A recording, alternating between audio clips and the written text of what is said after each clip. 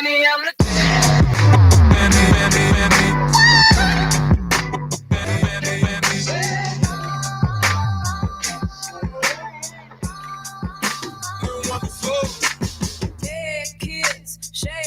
together, spotlights hitting something that's been known to change the weather.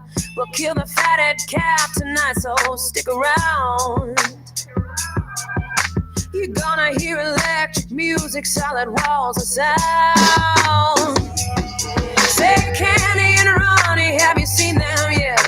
Ooh, but the soul's spaced out. Benny and the Jets. Oh, but the weird and the wonderful. Oh, Benny, she's really keen. She's got electric boots, a mohair suit. You know I read it in a magazine. Oh, yeah. Let me get it now, mama, I made it. True story, I have upgraded. Everybody back then used to hate it. Now they all appreciate it. I might sound out of my mind, matter of fact, out of line. But I've been running and gunning, been fighting for something that ain't due time. But I've been running and gunning, been fighting for something that ain't out of line. 20% of the world's mine. Okay, fine, about time. We're from sex and age to better times. Serving food with writing rhymes. Pharrell and John, the greatest of all time.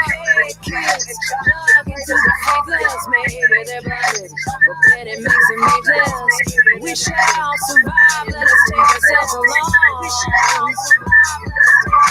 fight our parents out in the streets to find who's right and who's wrong. Say, Candy and Ronnie, have you seen them yet? Oh, but the soul's spaced out. Benny and the Jets. Oh, but the weird and the wonderful. Oh, man, and she's really keen. She's got electric boots, a mohair suit. You know, I read it in a magazine.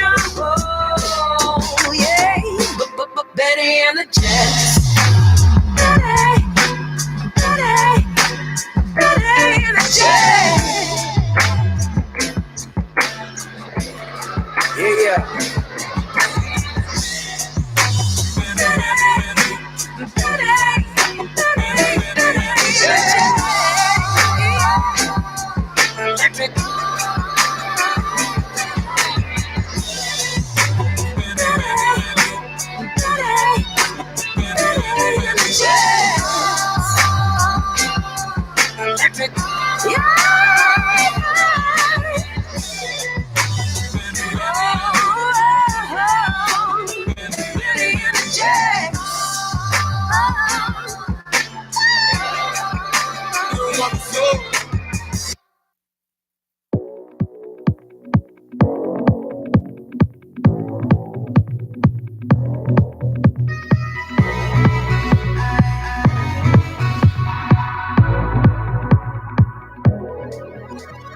You came into my life, and the world never looked so bright. It's true, you bring out the best in me when you are around. Oh yeah, things keep getting better. Things keep getting better. Things keep getting better. Things keep getting better, better. Things keep getting better.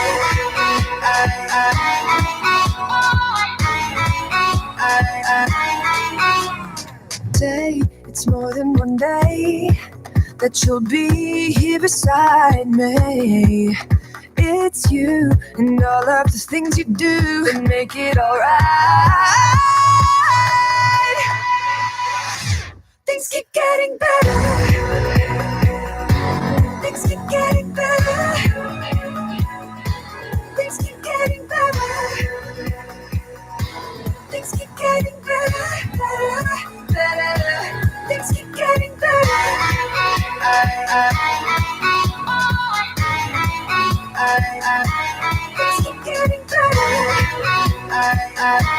Things keep getting better. Things keep getting better.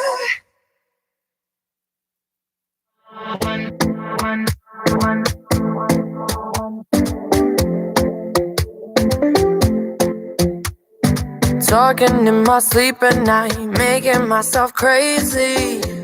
Out of my mind.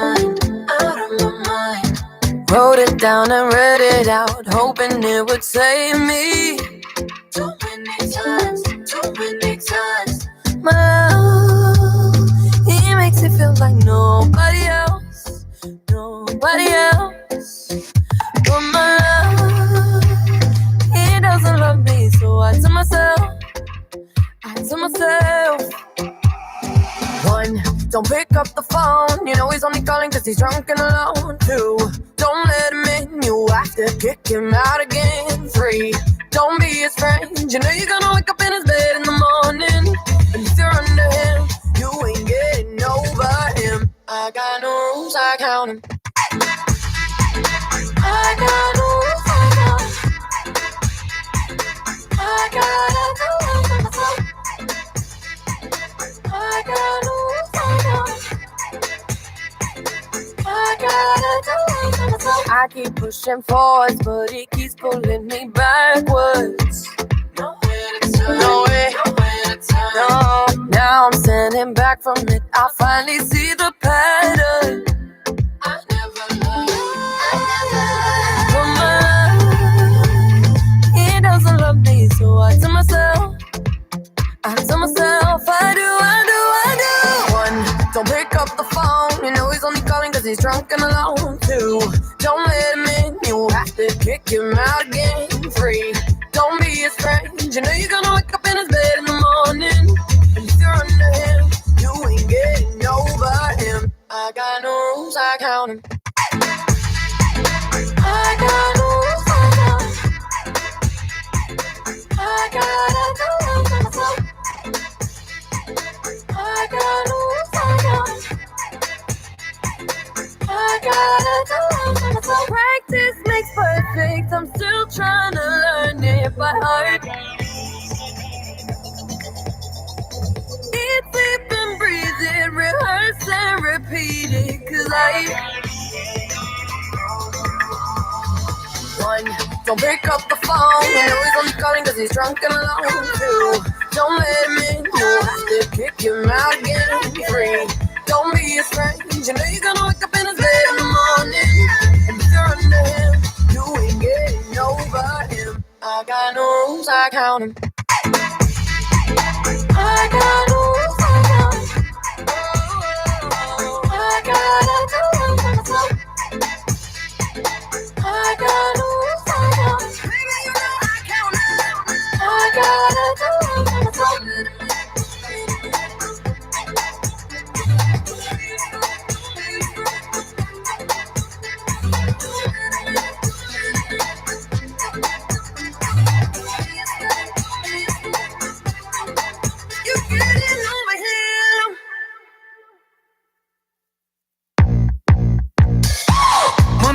Shoulder, get a little bit closer. Come on, make a move, yeah. Skip through all the small talk. Wanna see what the lights are, so. And take the music. Let's go to your. Could I have your attention, please? We're gonna get started in about 10 minutes. So go ahead, grab your drinks, grab your food, head your way back to a table. Can you hear that? My heart is racing. You keep up the pace, then I might let you stay tonight. I need somebody, their hands on my body. Could be that somebody, keep me satisfied. Hear me breathing, don't want it, I need it. We getting heated, come on and keep me satisfied.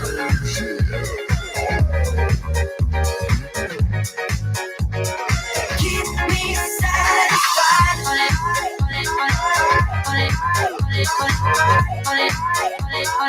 Keep me satisfied. Started on the way home. Don't stop till I say so. Just a little longer. You'll know when we get there. No reason to be scared. Nah. Come on a little stronger. I know that I'm impatient. My imagination's wandering and running wild. Can you hear that? My heart is racing. You keep up the pace, then I might let you stay tonight. I need somebody, body. Their hands on my body, body. Could be that somebody, body. Keep me satisfied. Hear me breathing, breathing. Don't want it, I need it, need it. We getting heated. Come on and keep me satisfied. Me somebody, body. Their hands on my body, body. Could be that somebody, body. Keep me satisfied.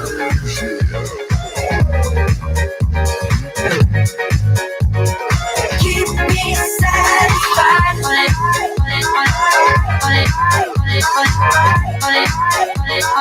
Keep me satisfied.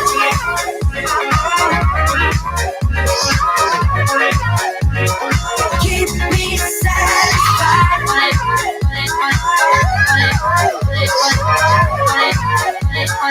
Keep me satisfied. I had a dream, or was it real? We crossed the line and it was I've been denying how I feel. You've been denying what you want. I want some satisfaction. Take me to the stars. It's like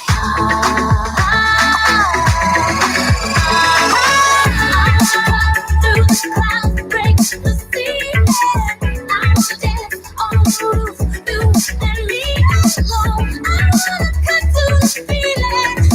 Oh yeah, I wanna cut to the feeling. Oh yeah, I wanna play where you play with the angels. I wanna wake up with you all in the same boat. I wanna cut to the feeling. Oh yeah, I wanna cut to the feeling. Oh yeah, cancel your reservations, no more hesitations. This is I want it all or nothing, no more in between now.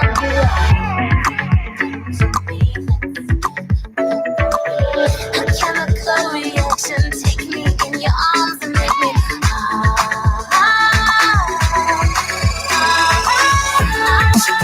through the clouds, break the sea. I dance on the roof, you and me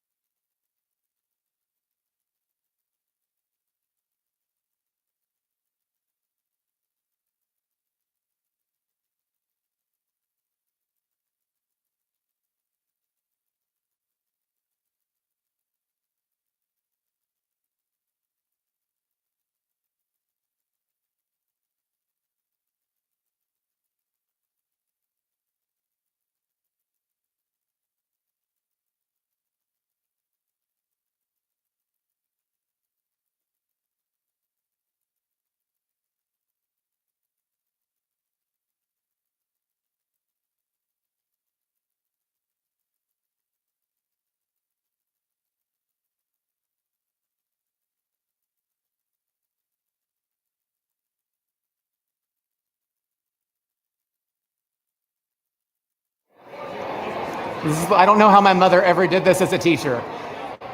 Hi, how are we? Could I have your attention? Could you go ahead, take your seats? The program is about to begin.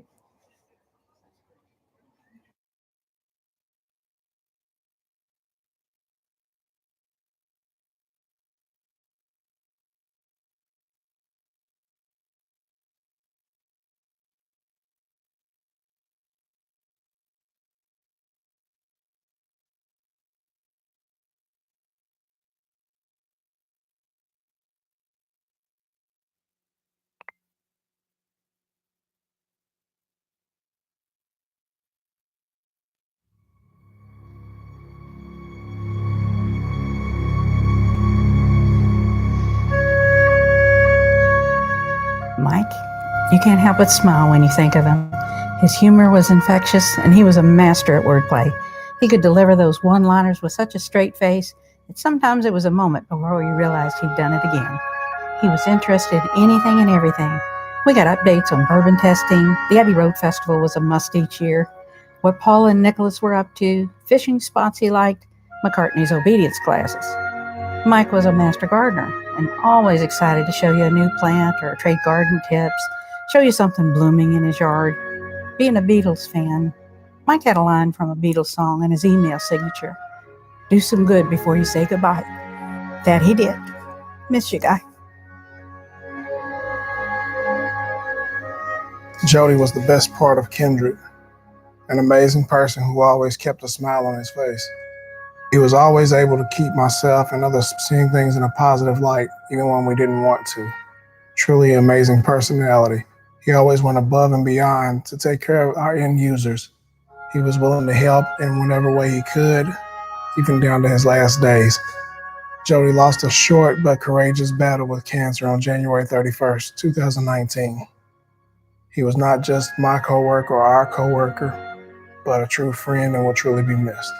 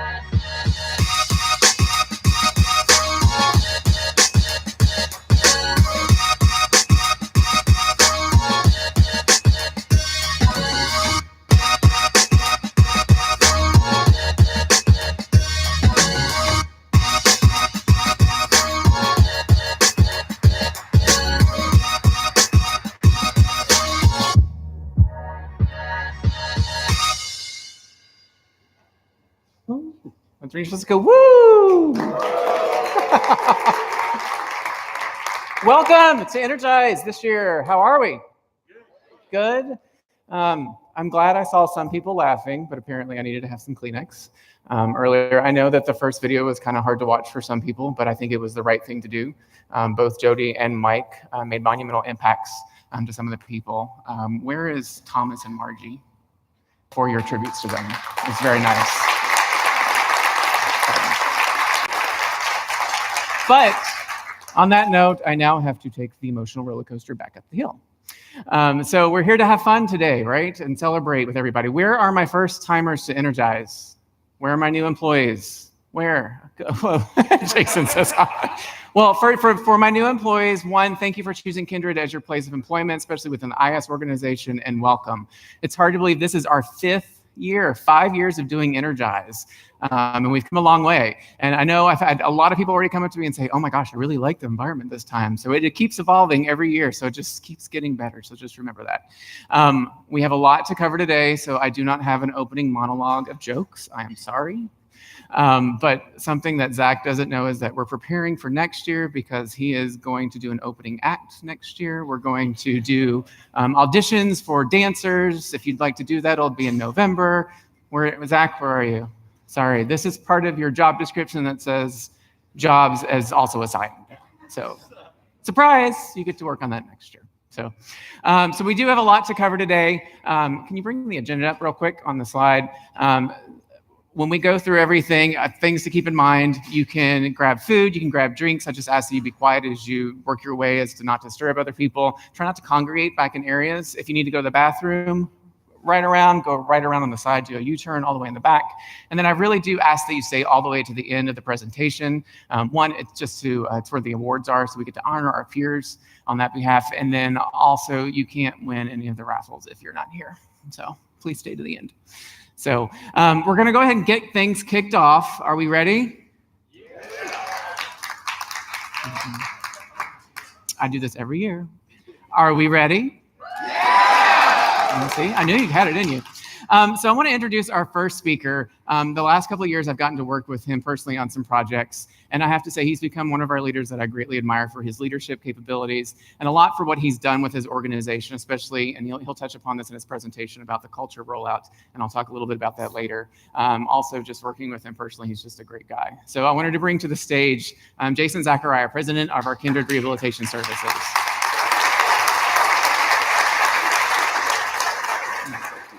Thank you. Well, I too am a first timer here for our Energize conference. So I do still feel like a new employee and really honored to be here with all of you. You guys have been my partner through my journey over the last 14 years in the hospital division, and now blessed to be leading our Kindred Rehab Services, which the entire journey has been really about a lot of those themes that we saw in that video, especially around innovation, partnership, enthusiasm, and just really excited to be with you guys to take you through a little bit of more my perspective on where we have taken this journey. I think you guys had Ron Kim here last year from TPG Welsh Carson and was a part of a lot of this last 2 years of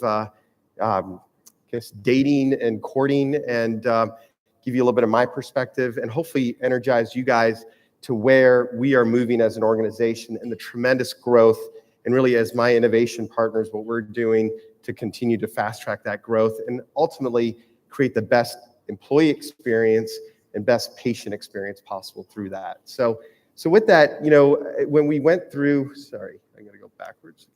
So when we went through this transaction, with Welsh Carson and TPG, what we really found in Welsh Carson and TPG was value-driven partners. All right, you guys probably started to hear, I know I started to feel that, what is private equity all about? This was my first private equity partnership. I had worked in publicly traded companies. Frankly, Kindred was actually the smallest company I'd worked for. I was with Abbott Laboratories and GlaxoSmithKline before that, and very large biopharmaceutical companies. And what I thought of private equity was potentially, some of that, which was splitting the company, but also maybe other alternatives that wouldn't be driving towards what patient and employee were all about. And so with that, what we saw in particularly the history of Welsh Carson and TPG was building companies up to actually double, triple their sizes, make them think differently, find new areas to explore. One of those companies is actually one of our biggest rivals, Select Medical. What Welsh Carson did for Select Medical, Select was a LTAC company first. In the 80s and 90s, they built just like Vencor had built. And then what they inspired them to do was get into inpatient rehabilitation. They went and bought the second best rehabilitation hospital in the country based on US News World Report called Kessler out of New Jersey. And then they used that as their flagship hospital to go build partnerships across the country in the form of joint ventures with Emory, with Baylor, with UCLA, Cedars-Sinai, with Penn State, with Ochsner, all these great organizations around the country in terms of acute care and building joint ventures with them. And then guess what they said? Go out and conquer the far the largest outpatient rehabilitation provider. Go boy your occupational health medicine. And then they went out and bought Concentra and US HealthWorks. And guess what? 3 of those 4 decisions, or sorry, 2 of those last 3 decisions were after they went public again, right? But they were already on the strategic roadmap for Select when they went private. And they've been immensely successful, more diversified. And that is what we're being inspired to do. I'm going to share some trade secrets on what's going on at Kindred. And hopefully you'll see what already we're talking about is much like that journey that Select went through and became an even better and bigger company from that. So just wanted to give you guys a sneak peek of what impressed me as we were making these types of choices on the partner we wanted to be with. I think some of you guys might have seen this. It's been an immense lift, and a big kudos to all of you guys on behalf of Ben and the entire executive team. This ascent, you guys have been in the center, the thick of all of it. So thank you, thank you, thank you. You know, not only was there transaction components where there was diligence, and as I mentioned, Ron Kim and his team leading through some of that. That's that transaction ascent to essentially make this deal happen back in really all of 2018. And then really separating the company and these these transition services agreements that you guys have been a part of. And then really, I'm just at the end of the day an operator, and the support that you guys gave through us with all those other potential distractions, we were able to deliver on the best quality year in this company, at least for my division. Secondly, it wasn't disruptive to my team, and most less on all of the mountain. And, I guess as we're probably carrying 3 boats and I was only carrying 1. So with that, just a lot that we need to be proud of as a company, as a team together. It was the right thing to do, I think, from where our company was in terms of, we had a lot of debt.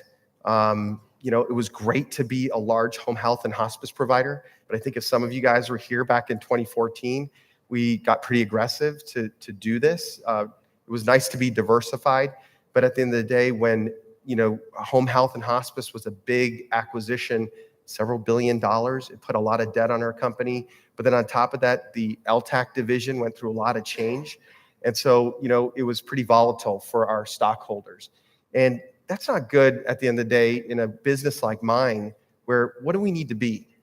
I need to be the best partner possible, and we'll get into what Kindred Rehab Services at the heart of things is 2 things. It's about clinical superiority, and it's about great partnership. And when you have partners who are, at the end of the day, the biggest employers in their hometowns, in their regions, when all they care about is the mission, right? A lot of our partners, pretty much all of them, are spiritual, are community, and are academic partners. They are the big employer, they're the big reputation, they're the big brand. And no offense to us here in Louisville and Kindred is not as well known, and sometimes not even known of what we do. We need to be that silent partner. We cannot be this distraction where many of these hospital systems that I just described have boards, pretty sophisticated people on these boards. They're well-read. They're in the know on many things. And when they see all of the noise of Kindred, because we're publicly traded and sometimes volatile, that wasn't helping my business. So I was like the first one saying, let's go private, let's go private. This is actually good for our business model. This is good for Kindred Healthcare in terms of what we can do to be the best partner possible out there.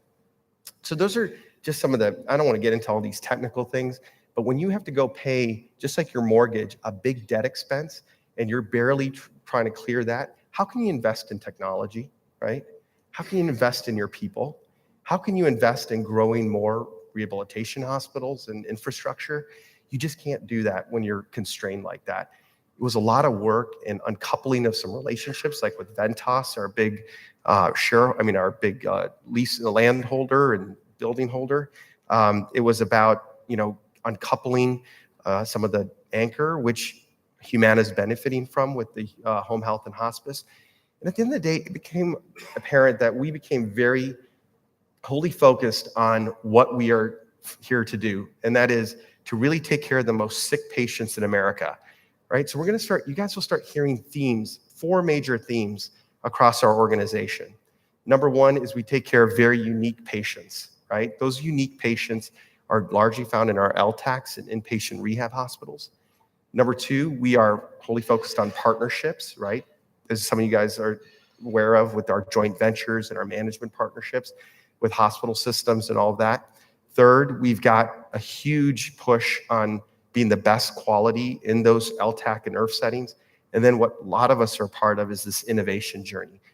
Technology and empowering our hospitals. I frankly believe we need to be a superior technology company that delivers an amazing patient experience.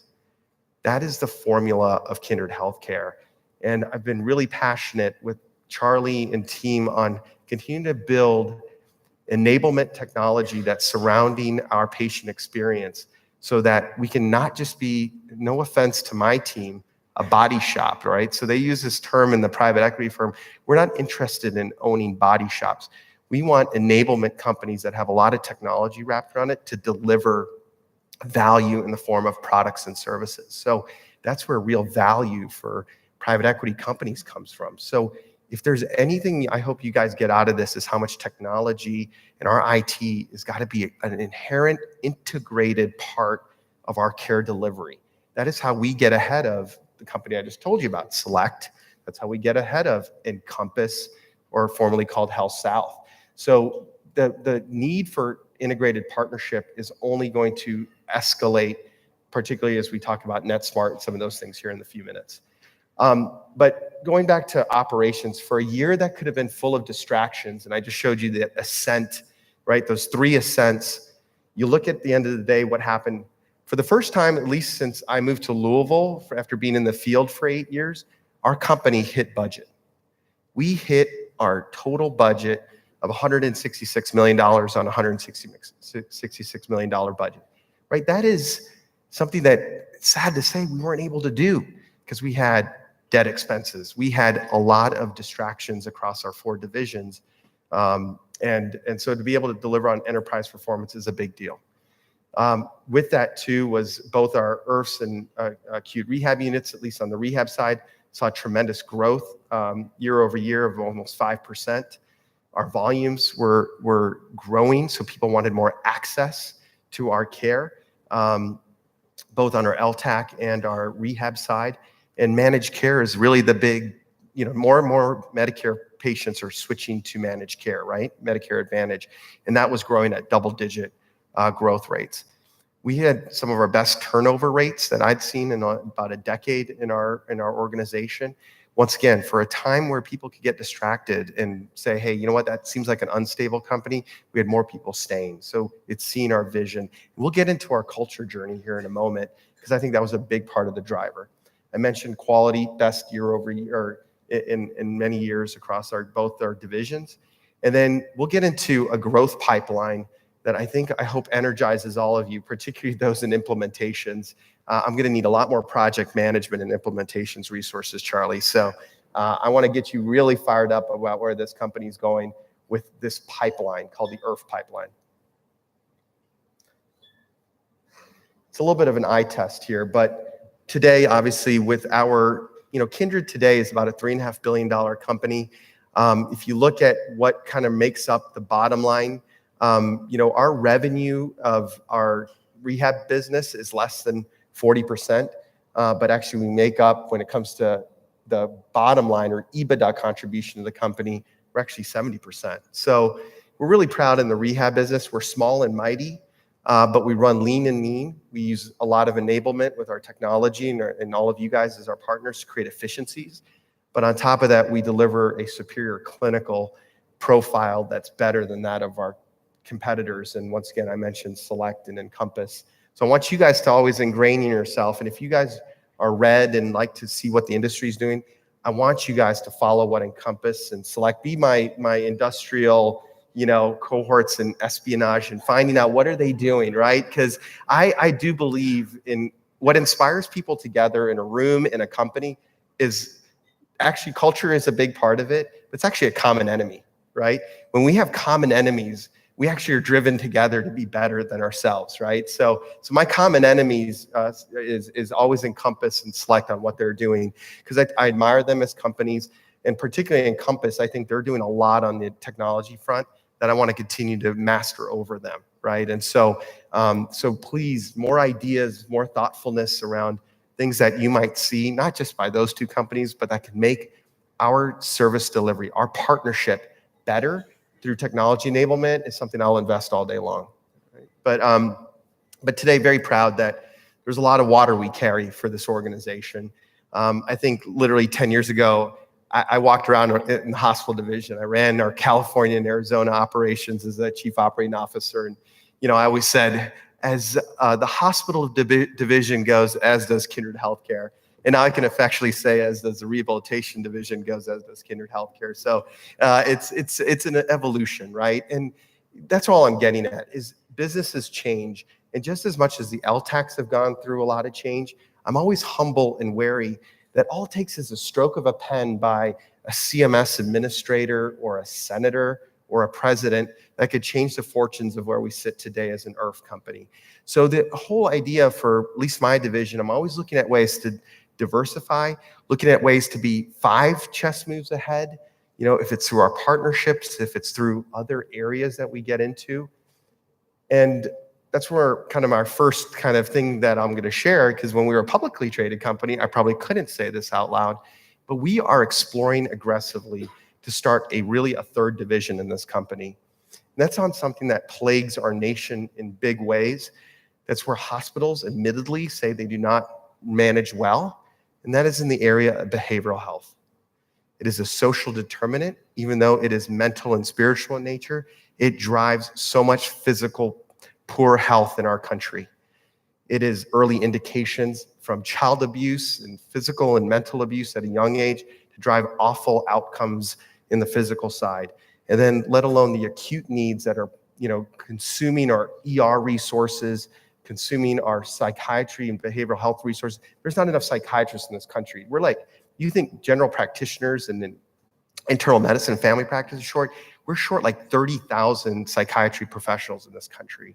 That is how much behavioral health is in dire need of more sophisticated partners coming in and addressing our needs. And so that is one area that we're looking at is inpatient psych. So literally take these joint venture rehab hospitals and think of us in the joint venture inpatient rehab hospital space, okay? So that's one area that our private equity partners and Ben and myself are really pushing is actually a segment on behavioral health. So you're gonna see growth in that area and investment in that space. So some of you in this room will be helping us on this journey into that area.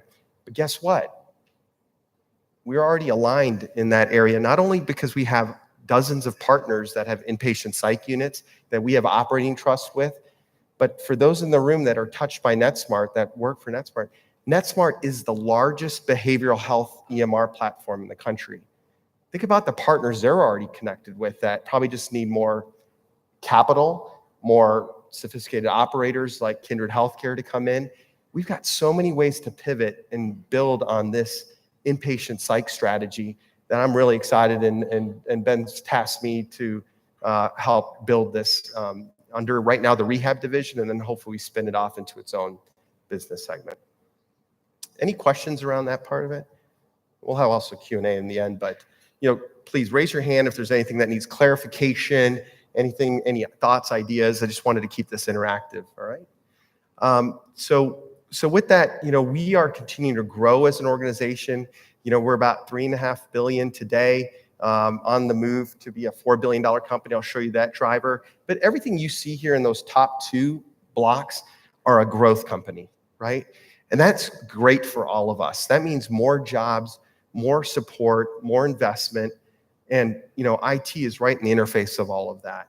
And just to clarify, when you see EBITDA, EBITDA, right, earnings before income tax and depreciation and amortization, then you see what the next thing on the bottom left quadrant is EBITDA less NCI.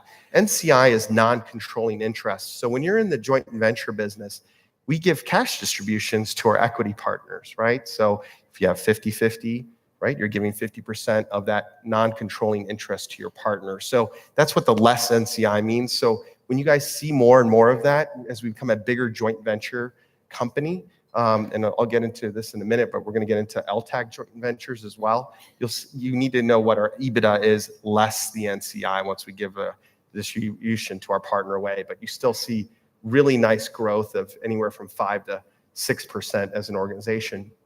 And then leverage is that bottom right quadrant. And leverage is important because that's how much debt you have, right? And so when I told you about taking on our home health and hospice endeavor with Gentiva's acquisition, we were extremely highly levered as a company. We took on a lot of debt in order to make that transaction happen. You know what? No one to fault. There was a desire and a strategy to be very community oriented. That's where a lot of healthcare is going, is into the community and into the home. But it took a lot of leverage to get us there. So prior to what you see on 2019 E or estimated, it says 1.8x. We were almost 6x levered. So that means we had 6 times more debt to our equity, right? I mean, that is crazy. You're one bad move away from bankruptcy if you default on a payment like that, right? So you can see when July 2nd hit and we went private, that dropped from almost 6 times levered to 1.8 times. You can imagine how much easier it was to breathe as, Ben and John Lucchese, our CFO, myself, to know that pressure was relieved. And that was something that was intentionally kept, like a few people should worry about that. And that's why not distracting our teams and our field, our caregivers at the bedside, gym side, but that's how scary things were getting, right? So another reason, and I hope that's sobering on why this privatization was so good for us and so important. But a great future growth track ahead for us. And then how many of you guys have heard about this value capture project? Is that a few hands going up? Okay. We have an immense amount of opportunity. And I'm going to be, those that know me, I'm pretty radical candor kind of guy, right? It's about being honest. It's about being truthful. It's about the why, being transparent. So some of these things are going to be like, wow, I didn't know that, or, but I think that's really important because I think that's what drives everybody on our team. And so, what we're trying to do here, you might have seen, if you go back to this, to get to that, let's see, the number on the right side of 2023, it's about 375 million in EBITDA, and then EBITDA minus NCI or less NCI is 264. If you guys can see that number, is what we're trying to get at over the next couple of years.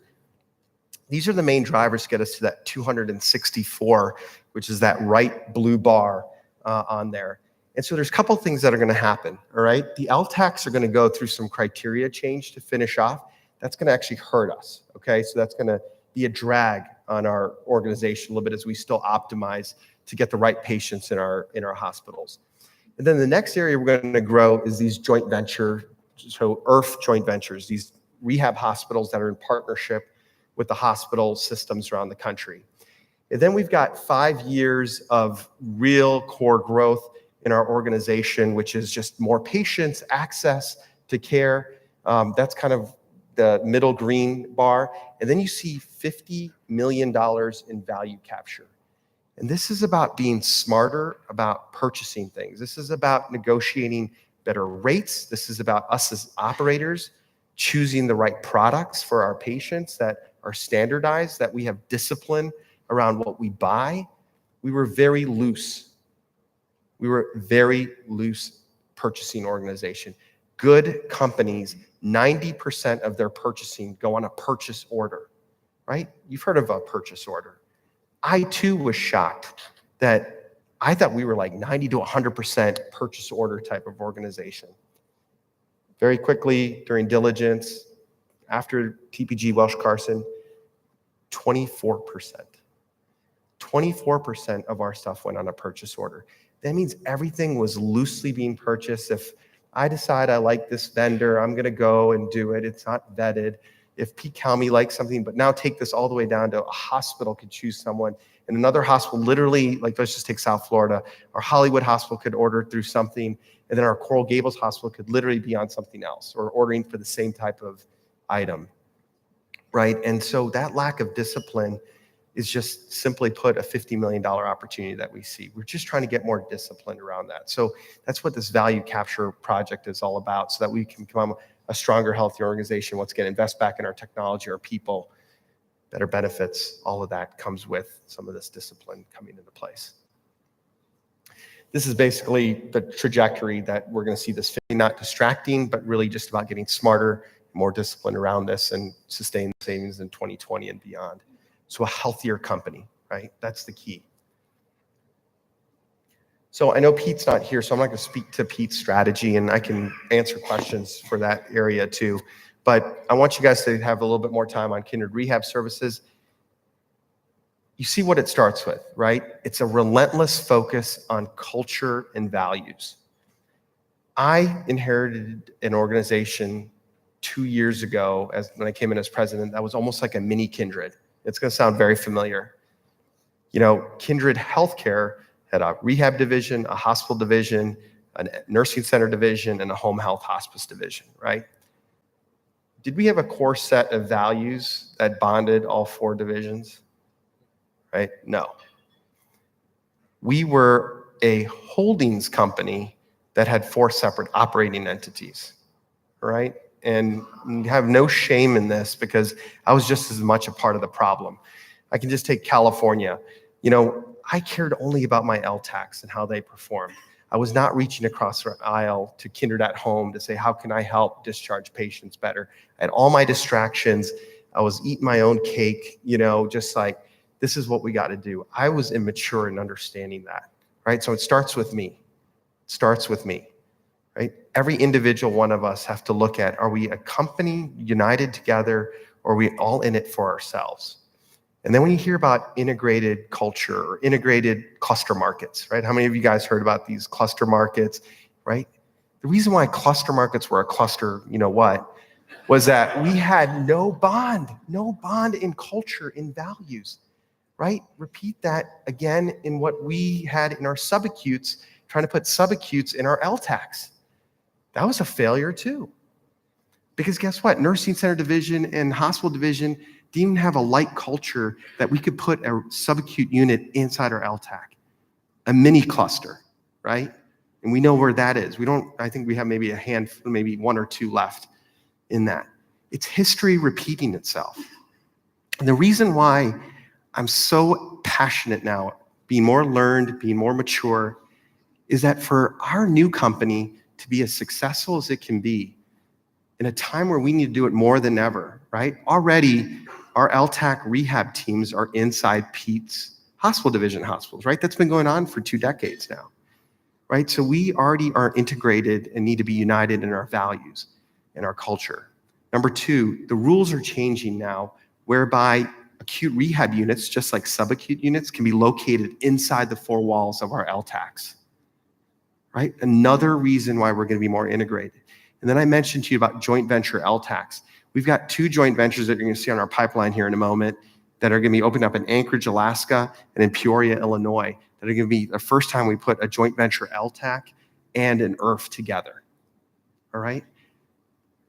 Those are 3 major reasons right there of why we need to be united in values across this entire company, that we all need to feel culturally the same and together. We have to do everything in order for the business strategy to work. All right? So this is not about fluffiness and kumbaya and stuff. That's important. We all got to feel something. We all got to be purpose-driven and feel a why, what we do. And those values incorporate that. But don't mince my words and my thoughts. There's a business strategy to this too, because everything else will fail. Culture will eat strategy for breakfast if we don't do this now and do it right in 2019. All right, so there's an urgent calling for that. I mentioned to you those academic, spiritual, community, mission-driven. For the last 1.5 years, that's what Marty Mann, our head of development, myself go. We preach those values to our partners, because guess what? They're not for profit, right? We have a stigma as a for-profit healthcare entity. How many other industries do they talk about for-profit and not-for-profit, right? No one talks about Apple as a for-profit company, right? No one talks about Google and Amazon as for-profit and they're vilified because of it. Maybe in New York City, Amazon's getting vilified a little bit right now. right? But energy, name said industry. No one talks about for-profit, not-for-profit like they do in healthcare services delivery. They don't talk about it in biopharma, right? But we can sit here and go, woe is me, right? That's just a moniker we're going to get, blah, blah, blah. Or you can get kind of evil about it and go, well, I stand for the dollar, no mission, no margin, no mission, right? And that's BS too, because it is an integrated world. Just like our integrated culture strategy that we try to do in Kindred, we have to do that each and every day in our rehab division. And so we, by golly, better get our values and culture right, because it's all about the patient. It's all about the employee delivering on that noble, saintly work that we do. And that's why those are the two major reasons why this is so important as an organization. Why it's important to all of you. You all touch our most important caregivers. Our technology is touching everybody. If it's in a service, a help desk setting, if it's in an implementation setting, if it's in innovating a piece of software that's going to help our patients, help our caregivers deliver a better experience, they better feel those values and that culture coming right through that keyboard. They can. It's how you guys interact with one another. It's how you interact with our field teams. That is why this culture component is so important. And I want you guys, and I know you guys, I feel it in this room. You guys have an energy. One of our core values, create fun in what you do. And you guys day drink, which I love, so it's I was telling Josh and Charlie, all you had to say is that there would be beer at 2:00 and I'd be there to help. There's no convincing. But that's having fun, right? That is the camaraderie. That's the teamwork. That's letting your hair down together, celebrating one another, a culture of recognition. We need to do a lot more of that together, and not just in our teams by themselves, but really together. And that's where we want a lot more integration. So sorry, I appreciate you giving me a little bit more time on that first bullet point. And then superior clinical outcomes. We have to do that all day long because that's what sells. And because even when I came into the rehab division, they had it all wrong. It's about, we're going to sell on how we can increase their volume. Volume. Now, when you say volume, there's two parts to volume. Actually, high quality is driven by volume, right? God bless. If I had a heart attack or a stroke, I want to go to the stroke center or heart center that does 1,000 stents, 1 million stents over the last 2 decades. I want to be a part of the best organization that is high volume because guess what? They have best practices, they're honed in, everyone's trained, it's very methodical, and it's good results. I don't want to go to the place that does 100 of them, right? So volume does drive quality, but it wasn't being framed that way. It was just about, we're going to we put more clinical liaisons on it, and we'll get more sites of service to refer patients. It wasn't spoken in the superior quality aspect. And so what we do is we spend a lot of time being better than the industry. And our IRFs today sit in the top 85th percentile as a portfolio. And we got like a dozen plus that are in the 90th percentile. And so that's really important as we talk about these partnerships. So we grow the partnerships. This year, we're going to put a lot more ARUs into these LTACs, as I was describing, acute rehab units. That's what ARU stands for. We're going to supercharge our growth through innovation and the patient experience. And then just lastly, rehab care, which is our nursing center division. It's nursing centers and assisted living, independent living, but they're going through a whole reimbursement change called PDPM, patient-driven payment model. It's moving from volume-driven, meaning more minutes of rehab to drive reimbursement, to what does the patient's diagnosis look like? What's the character of the patient? How sick are they? That's how we're going to reimburse. How many of you guys knew we had a CIA and we paid $125 million? Okay, a few hands. Well, I'm glad, because I was embarrassed 2 years ago, 2016. We settled with the government for $125 million. That's another reason. That's the third reason why you have core values. One of our core values is do the right thing always. Do the right thing always. No one formally put that out. No one was calling out on that in our rehab care division, in our nursing center rehab. Guess what? We got $125 million. Certain group of people unceremoniously ending their careers in this organization that were at the top, that did not do the right thing always. That's one of our core tenets. It's probably one of the most important. I say focus on the patient, do the right thing always, be kinder than expected. If you can do those 3 things right in your life, you're going to be very successful. You're going to raise good kids. You're going to have good friends and family around you. So, we're happy about PDPM because it moves from volume driving rehab reimbursement to really what the patient sickness looks like and on their mission. So that's a lot of re-engineering the business that we have to do. How many of you guys have seen our core values wheel? Okay. You guys are going to be going through a cascaded journey. I know Josh is going to spend some time here in a few minutes, but I couldn't be more proud. We did this journey since late 2017 as a rehab division, and we're excited to get this across the entire enterprise. And it starts with these 6 core values. If we want to have a great patient experience, a safe patient experience, a do no harm, we need to follow these core values. If we want to deliver superior clinical outcomes, we need to follow these core values. If we want to have a diverse and inclusive company that appreciates all of our personality differences, all that God gave us, all that we've come in our backgrounds, socioeconomic, ethnic, whatever it may be, our life stories, we need our core values, right? Respect the individual to create the team. These are going to be foundational for us to get through the next 5 years. Our success, those financial metrics, are actually going to be driven by this. And by the way, we're going to hire on this. We're already hiring based on these core values. We're going to be rewarding on these core values. And we're also going to be firing on these core values. This actually gives us permission, right? And it starts at the top. It starts with Ben. It starts with me. It starts with Pete. We're going to take our Ben and the executive team through this cascade next week, March 7th. And that's important to us because it's got to start with operations and then all of our support services, not an HR. This is not an HR function. Culture and values is not HR. They help augment it and supplant it, but it starts with all of you. It starts with operations, really living, breathing it, and ultimately delivering it to our patients and our customers.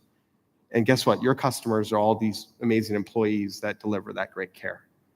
So you guys are doing amazing, noble, saintly work.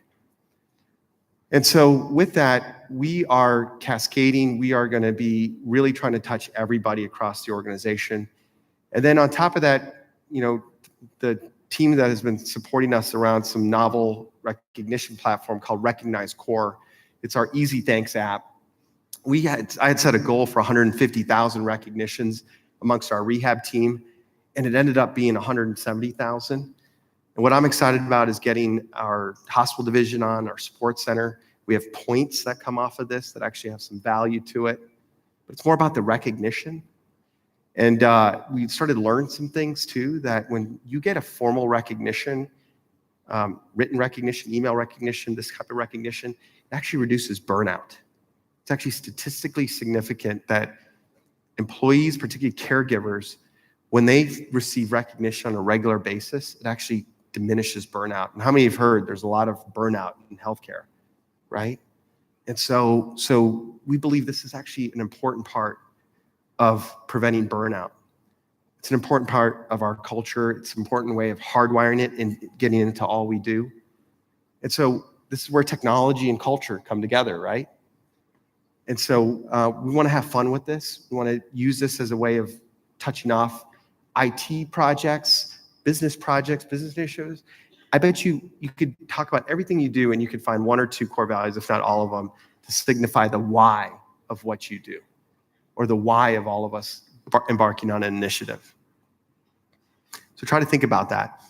So all that is flowing into, we're the 2nd largest inpatient rehab provider. I think I saw a video 10 years ago where Paul Diaz had this block of houses. At the top was the LTACs, right? And then he had this little house for IRFs, and then he had this big, big house for SNFs, and then he had this really big house for home health and hospice. And he was basically telling everyone strategically, this is how we're going to get into home health, because look how big this house is. And look, we already have this big house for SNF, and we're our big bad LTACs. And I was like, yeah, more LTACs. And then he looked at this little house for IRFs, and he goes, I really feel bad for these IRF guys. They're going to get squeezed out by LTACs and SNFs, right? And I'm sitting here going, oh man, those Health South guys, they're going to get demolished and all this stuff. And it's amazing how business changes and evolves, right? You always got to be thinking different. What you think today is the right way to do it, there's always something more innovative and creative around. There's, and that's what got us into, and I give a lot of credit to Paul. His swan song was getting us really into the IRF business with the acquisition of Centera Healthcare. And today we sit here as the second largest IRF company in the country that I get a pleasure to lead and continue to grow. And today, what you see is Encompass is the little bit bigger one in the purple, but they've had 4 decades to do it. We've had 1 decade to do it. And then Select is kind of the third, and it's a lag tail from there. And so we have an immense responsibility to keep growing this area, and going to need all your support because we're actually beating Encompass and Select because of our culture, because of our clinical superiority. So like today, just flew in. We're signing an 82-bed deal in Providence, Rhode Island. So we'll be the only freestanding rehab hospital in Rhode Island.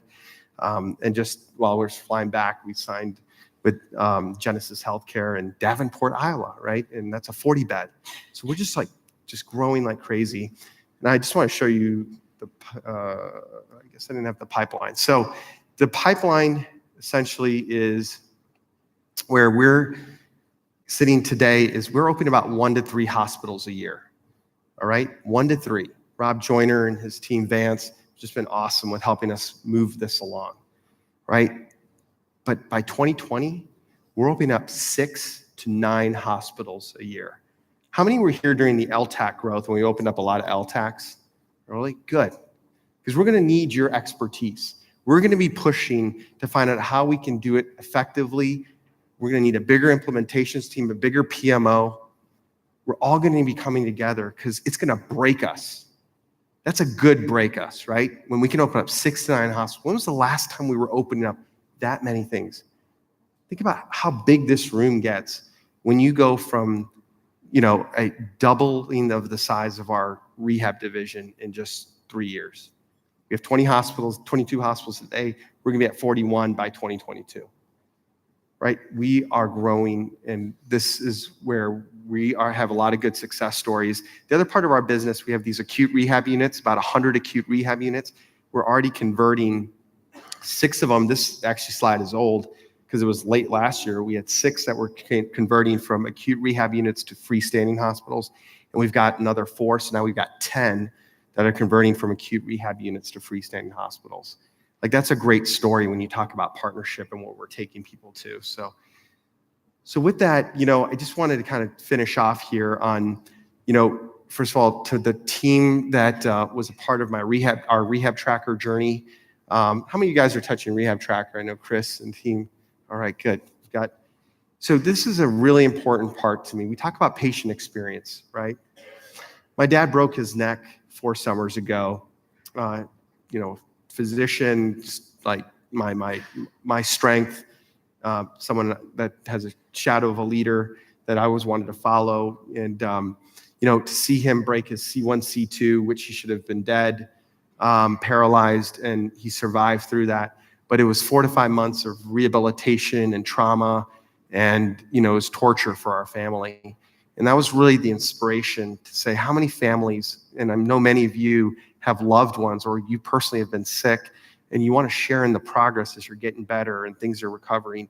And that was such an important part of the rehab tracker kind of getting off the ground, because we have an immense ability to touch so many patients and families. And then let alone our therapists who right now sit and they interact into SMART or into a patient record paper or an EMR, and we lose the patient. And here's an opportunity for technology to really change what the engagement looks like. And if you see how I thought it was going to be a family, and that's what innovation does. It changes perspective. It was actually the therapists who were the ones saying, it's changing how I interact. It's how I motivate. I'm not my back in typing or writing. I'm actually cognitively, I'm helping the patient. I'm entering, I'm showing their progress. I'm inspiring them. I'm showing where they were and where they're going. That's game changing. Right? We're the first organization, meaning medical institution, to do it. Yes, there's Fitbits. And when I went like 4 years ago, Charlie, I was like, how do we do this? This is wearables. Like there's Fitbits everywhere. There's Apple Watches. Let's go. And we learned that we actually got to innovate from within. We got to build from, and the capabilities that we've been able to create. Now we have thousands of patients and therapists engaging on this, and that's just scratching the surface. Because guess what? We're not going to move it into our IRFs this year. We're going to move into our LTACs. Patients and families are going to see how their loved one is breathing better, how their loved one is eating better. And that's just within the hospital. Now we have a captive audience that is going to be taking Rehab Tracker and saying, okay, this was great for the 2 to 3 week stay. How about when I go home? How do I start to see where my steps matter?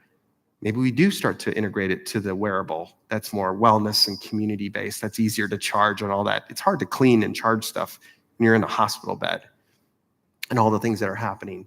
But we're just touching 1.0 and moving to 2.0 of something that could start to look at your medication, that could start to look at your steps, your food, your nutrition. And because guess what? In a 3 week time, we got family and patient so engaged around Tracker when it mattered the most, that even if they go 30, 60, 90 days, how many of you guys have a Fitbit or a iWatch or whatever? Okay, about half, right? They say the average consumer of a wellness piece of wearable keeps it on for about 120 days, right? You might go, man, that's only 4 months. But in healthcare, that would be golden if we could capture something for 30 to 90 days, right? Because that's where most of the rehospitalization happens, the bounce back. That's where you're most concerned. So we've got a real opportunity to revolutionize post-acute care and really connecting community and our hospitals through this. So a lot more investment that you're going to see our operations pushing, and I know Scott Farnsworth and team are really being supportive of that. And so that's just a great innovation. Hopefully we can show an exoskeleton video at some point to you guys. We are now the largest user of exoskeleton robotics. We just surpassed the VA, and you're going to see a lot more exoskeleton, lower extremity robotics, upper extremity. We want to tie that to Rehab Tracker. We want to tie that into data science and all of that, because that's a real big area that we're pushing. We are really focused on where NetSmart's going, because that's going to create clinical decision support. That's going to make us best in class on the IRF side of the world. So thank you to all our NetSmart team that are helping us go through that. And so with that, I just want to say that this is where innovation and collaboration are coming together and are at the heart and soul of Kindred Rehab Services. And with that, here's the trajectory that you're looking at in terms of a fast growth division. You know, today we sit at 1.3 billion, 1.4, and we're on track to be a $2 billion organization. And that's without some of the deals I just mentioned that we signed in the last few weeks. And then we're going in front of Johns Hopkins, we're going in front of Duke, Baptist South Florida. I mean, these are deals that aren't even baked into this and are happening so fast because of the great team that we're established here. I think once we get our culture and values aligned, sky's the limit for us. So with that, I just want to thank all of you guys for being my partners, being friends, and our future is bright together. So thank you.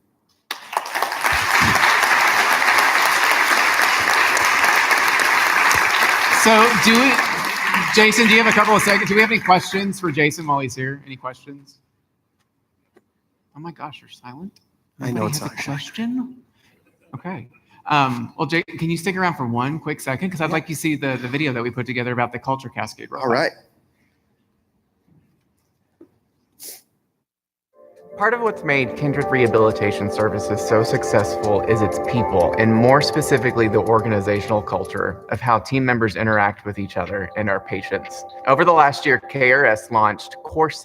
Each employee across the division completed a culture cascade training that both introduced the values and allowed participants to connect those values with behaviors. And once teams were educated, the values were continually reinforced by leadership and embedded into tasks, routines, activities, basically everyday work life. And more importantly, everyone was accountable for upholding these values. And in the end, team members became more engaged. The beauty of Core 6 is that it's just not unique to KRS. So beginning this spring, teams at the Support Center will begin the Culture Cascade.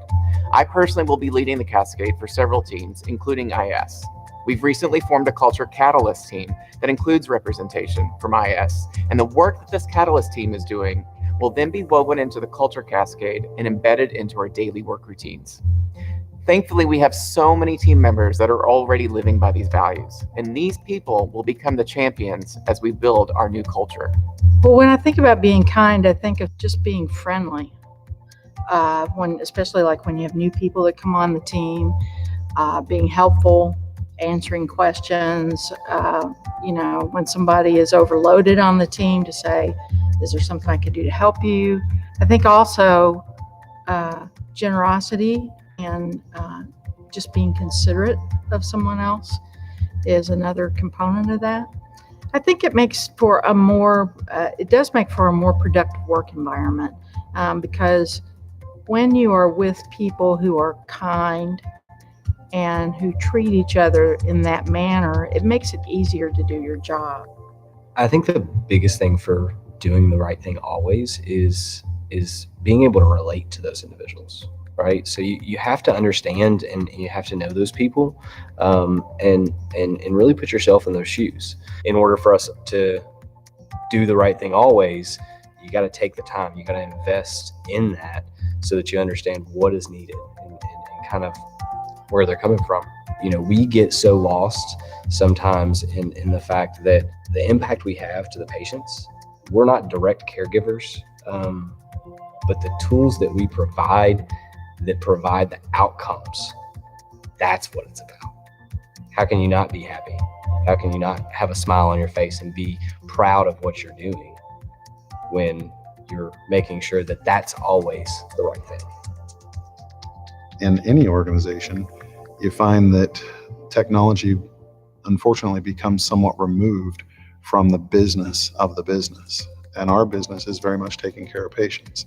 So how can we get the technology experts that have so many of these solutions available to them?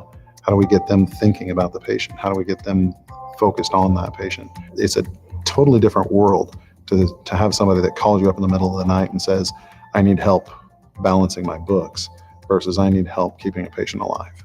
And it puts a whole new intent to the things that you do, a whole new value to the work that we do. Silly anecdote, but years and years ago, right after I came to work for Kindred, I was building a house, and a guy was walking through doing an inspection. He asked me, "What do you do?" And I thought for a second, and I said, "Well, I write software that helps keep people alive." And I think that all of us on the technology side do that. I mean, it's not writing the software, but it's providing systems that help patients. And so if you're keeping regardless of what piece of the puzzle you're playing, you're creating part of that larger tapestry. You are part of that. When I think of respecting individuality to create the team, I think of listening to all my team members. And as it pertains to my team, actively listening to them. They're all unique. They're from different places, different experiences. So I truly listen to them. To build a strong team, our team really respects each other. So everyone has a different expertise, and we value that.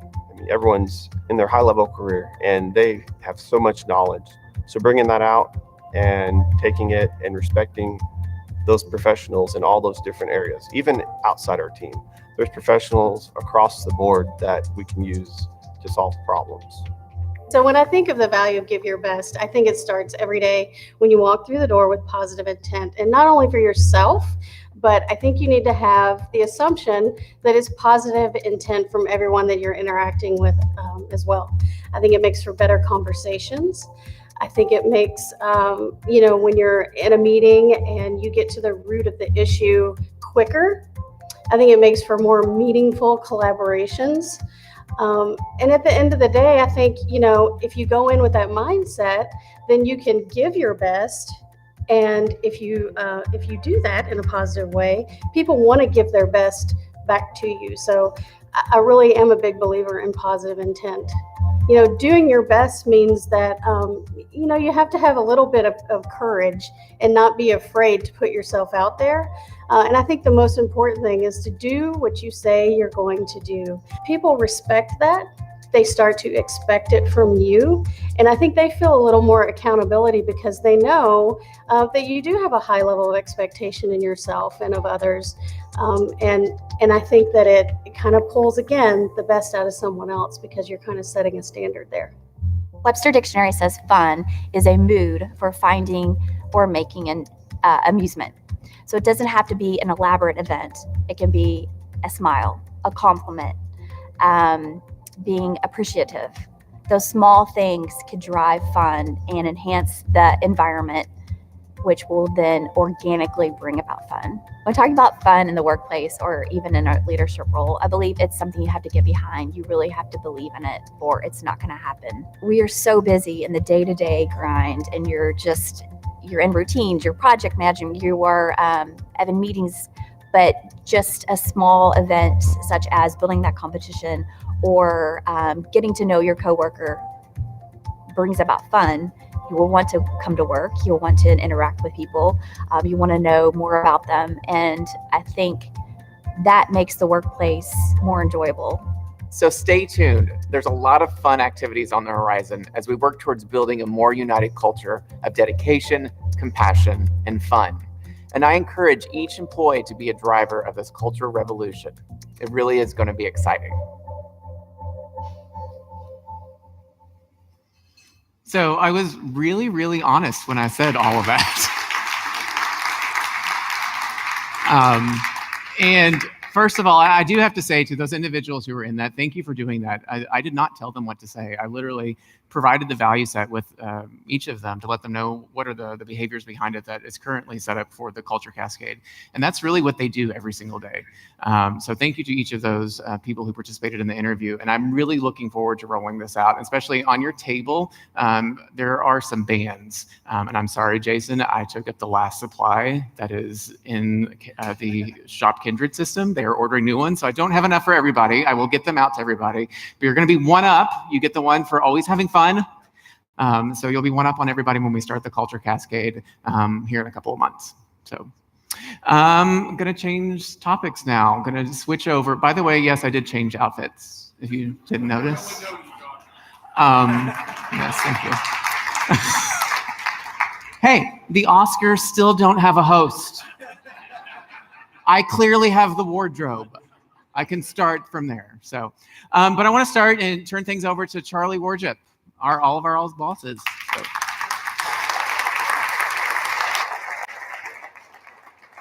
Well, first of all, I want to say thanks to everybody in this room. It's obviously a very big pleasure and very humbling for me. Every year I stand up in front of you all because it's testimonies like Jason just gave that really make me proud of what we accomplished, or it's testimonies like we just saw in the Culture Cascade video that we just saw. Because if you look just back to where we were a few years ago, and I think to where we are today, we just made significant changes and changes in how we work and how we think about work and how we think about supporting our customers. And I can tell a few stories before I get started, and this was not scripted.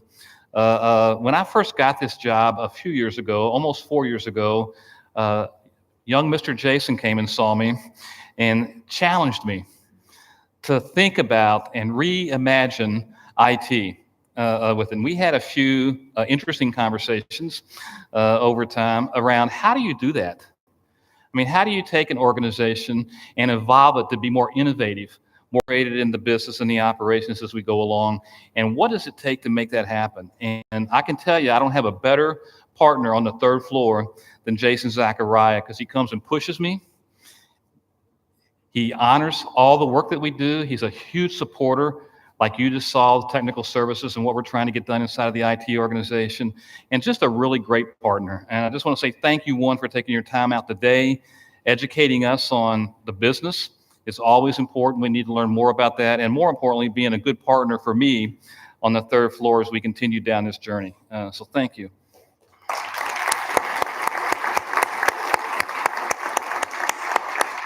I just have one issue that I have to overcome. It's my problem, and I know I have to work on it, but Jason is a Duke fan with it. And I felt like I had a leg up on him last week until the last 6 minutes, okay? And then very quickly, I was a big humbled and surprised again one more time. But I'll eventually get over that. I think the other thing is I sat through and watched this presentation. And if you understand what Jason went through in the last couple of days, he's flown around the United States closing these deals that he was just talking about. So he prepared this deck on a plane this morning coming into Louisville. with it, came from the airport, came here and did this presentation as we get into it. So I have not had a chance to look at his deck, nor has he had a chance to look at my deck. And I can tell you, as we start rolling through the presentation slides we put together, we're going to make up a lot of time because we had a lot of the same content. And I think what that speaks to us as an organization is this is not somebody out doing something they want to go do. I think we have alignment in the leadership group. We have common vision. We have common purpose. And it's just uncoordinated.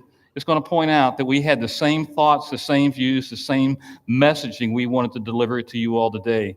So the good news is we're going to get back on schedule as we go along. And please feel free to ask any questions because we can talk about any topic you want to talk about today. And I was here this time last year, everybody, was how excited I am as a leader of the opportunities going to be in front of us as we go private. We're going to be able to deal with things like technology debt. We're going to be able to grow companies and services in ways we never have grown before. And 6 or 8 months later, I'm standing in front of you today saying I'm just as excited today, if not more excited about our opportunities. And I think if you listen to what Jason had to say, pay attention to the numbers that he presented in great detail, then you should be excited because it's not just around do we have an opportunity to grow the company, but can we actually start to change key foundational fundamentals, culture, practices to really get to a world-class healthcare organization. But we do have size. That's important. We do have diversity, and that's important. And I think just as importantly, we have focus. You don't see 15 boxes up there. The company has a good focus on what we need to do to be successful and what we need to do to execute. So if I go into 2019, coming from last year, I think one of the key takeaways is if we just stay focused on what's important and we execute on the things that we have to execute on, it'll be a very successful 2019. And we're going to talk through a little bit of those. As we started talking about this, it sort of echoes what Jason said, again, without coordination. What's compelling about the new Kindred? A very well-known, unique population and a growing population. We have to manage that. We have to figure out how to get our fair share of the patients that we want to deal with. We have to provide good services, but we have a product that is needed. Through the acquisition of Centare and Russ Bailey and Dave Stark and that team and all the pains we went through early on, they taught us a very valuable lesson that a lot of companies don't have, and that's how to partner with other companies. And I remember the first days of Centare. And we brought them in, and we said, "Sure, come on in. We'll learn." And then we immediately gave them the Kindred hug in the process, and we started to tell them exactly what they had to go do. And it didn't go too well. It didn't go too well. So we had to take a step back, and we had to say, "Well, wait a minute. There's probably a different way. We need to look at how we work with our partners, how we work with people in the field, how we provide services." And I think we've mastered many of those skills. What Jason alluded to is very interesting to us. We're now going to take what they've developed in the IRF business and start to move that into the long-term acute care business. So we'll have JV LTACs. Where the market demands it, where they need it, we can go do that, okay? And we haven't been able to do that historically. Behavioral health, an area that we're looking into. So I think that the skill set we have around how to partner with people is extremely important. We're going to talk about a couple deals that we did inside of the IT organization that we leveraged some of that learning. How did we partner with NetSmart? How do we partner with Wipro? And we're going to talk about that because in order for us to accomplish the things that we need to accomplish and advance our capabilities, we're going to have to be supportive of these partnership relationships when they make sense, and we're going to have to know how to operate them really well. Innovation is extremely important to us. And I tell you, I watched the videos on the culture campaign, and that's just almost as emotional to me as the memorial we saw up front because I've been with you all for a long time. And to see the growth in this organization, just how you look at issues, how you look at partnering with the business, to me, it's just humbling. And I can do this, if you can do it more, do it more, get closer to the business, figure out how to help solve problems. Don't be afraid to look at solving problems different ways and innovate. It's going to be extremely important for us and extremely successful. Jason comes to me still all the time and tells me we need to be more innovative. But he's right, and we're working on it, and we're making a lot of good progress.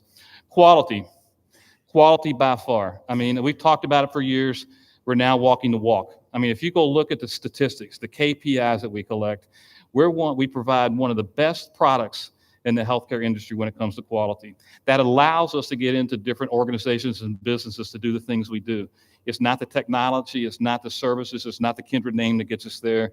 It's the reputation we've developed as a company in providing good quality services at a reasonable price as we go into it. The same thing in IT. We provide overall a very good quality product to the divisions.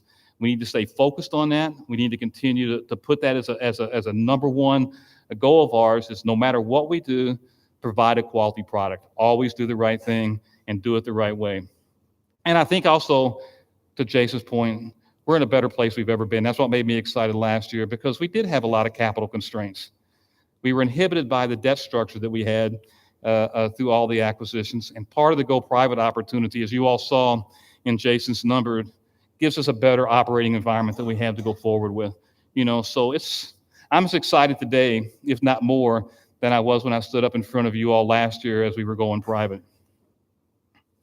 The other thing I think is really interesting, and I want to talk to you all about it for a minute, is we as a leadership team have sat down and not just said we want to talk about these things, but we've identified key goals for 2019.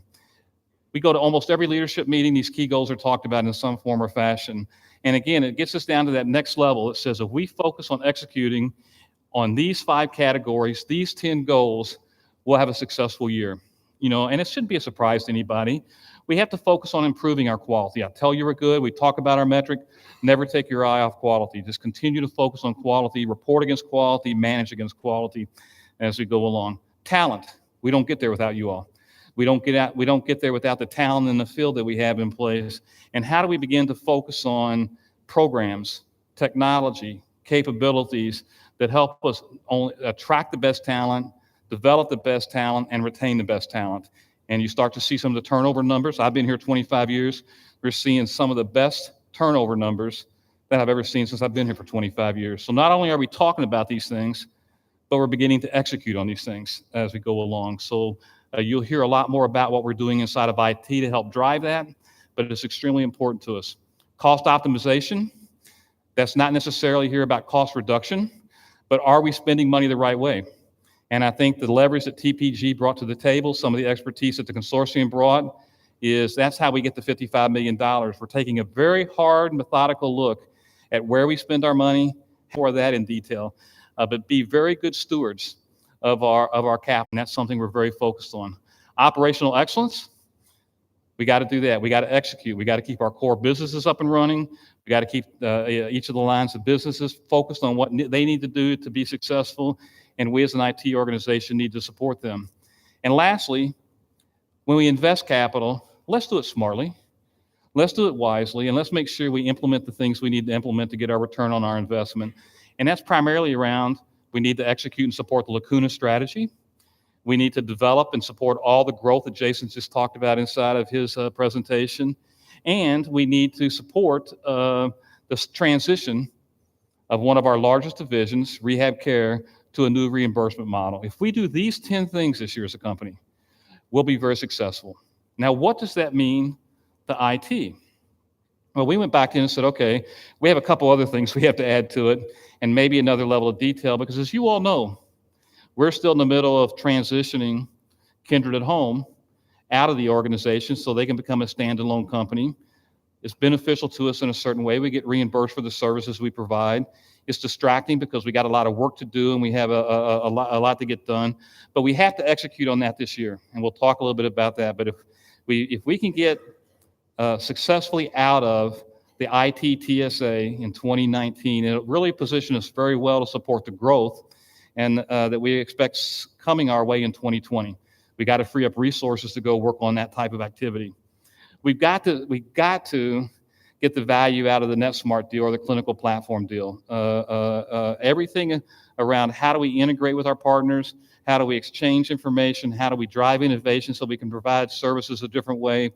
We've got to stay focused on implementing that in the IRFs, in our LTACs. Our goal is to get a pilot up and running in each of these facilities this year, and then we'll get a rollout, pretty aggressive rollout over the next couple of years. But it's very important for us to execute on the implementation of our next clinical platform.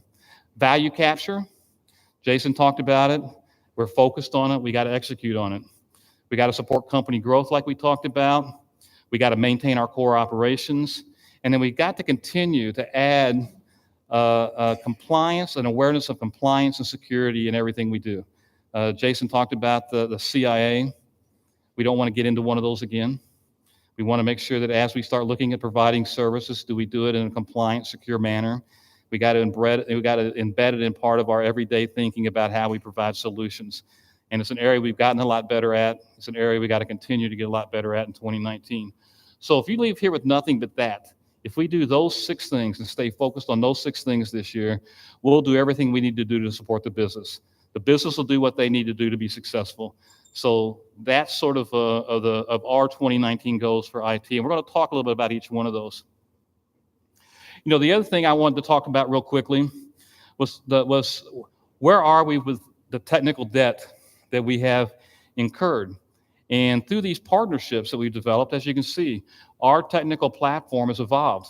You know, so now we have a very comprehensive partner in NetSmart who can take a lot of the technical and clinical capabilities that we need to provide to all of our lines of business and take a lot of that workload off of us.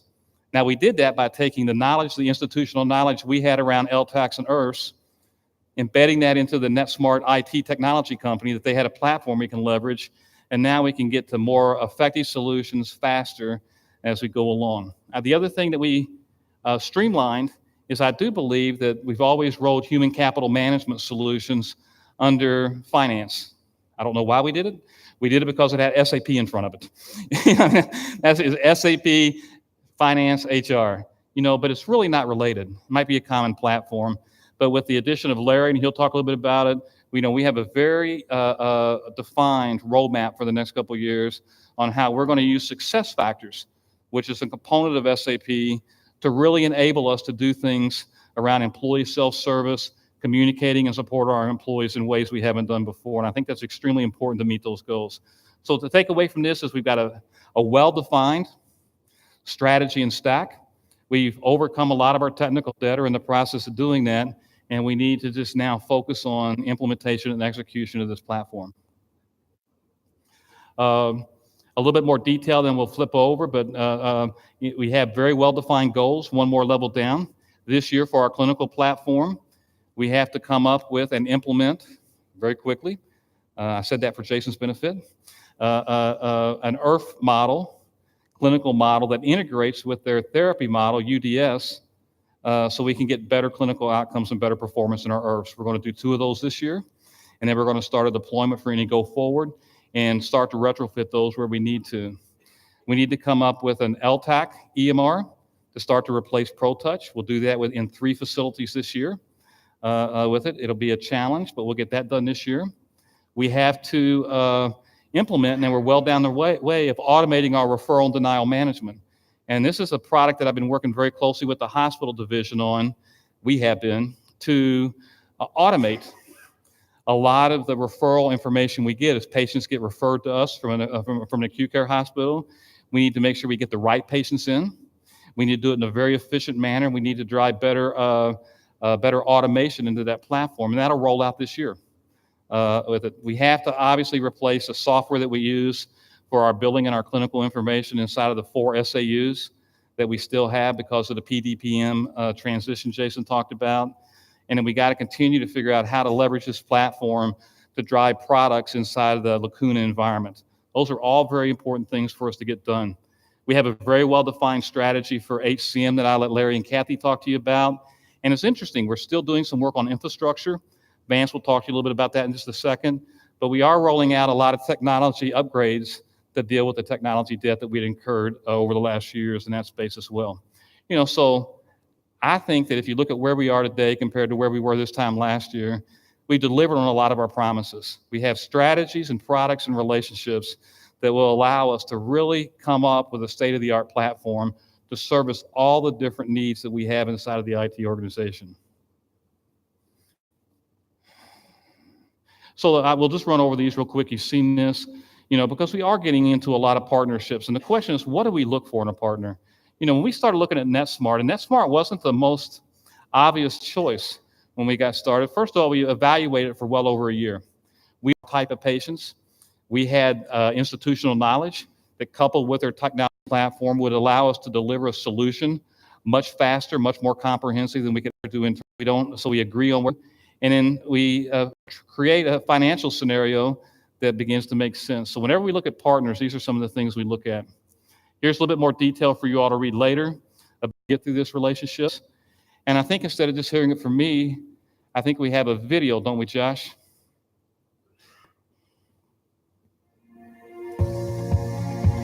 Kindred traditionally has been really, really good at developing point solutions.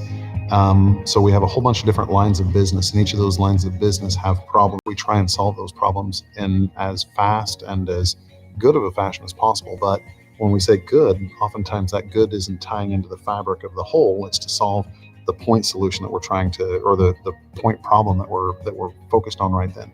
So what we have is this this loosely coupled at best bunch of solutions that don't play well together. So our end strategy from an architecture standpoint, both including NetSmart and beyond NetSmart, is how do we get solutions that can be used across the entire enterprise?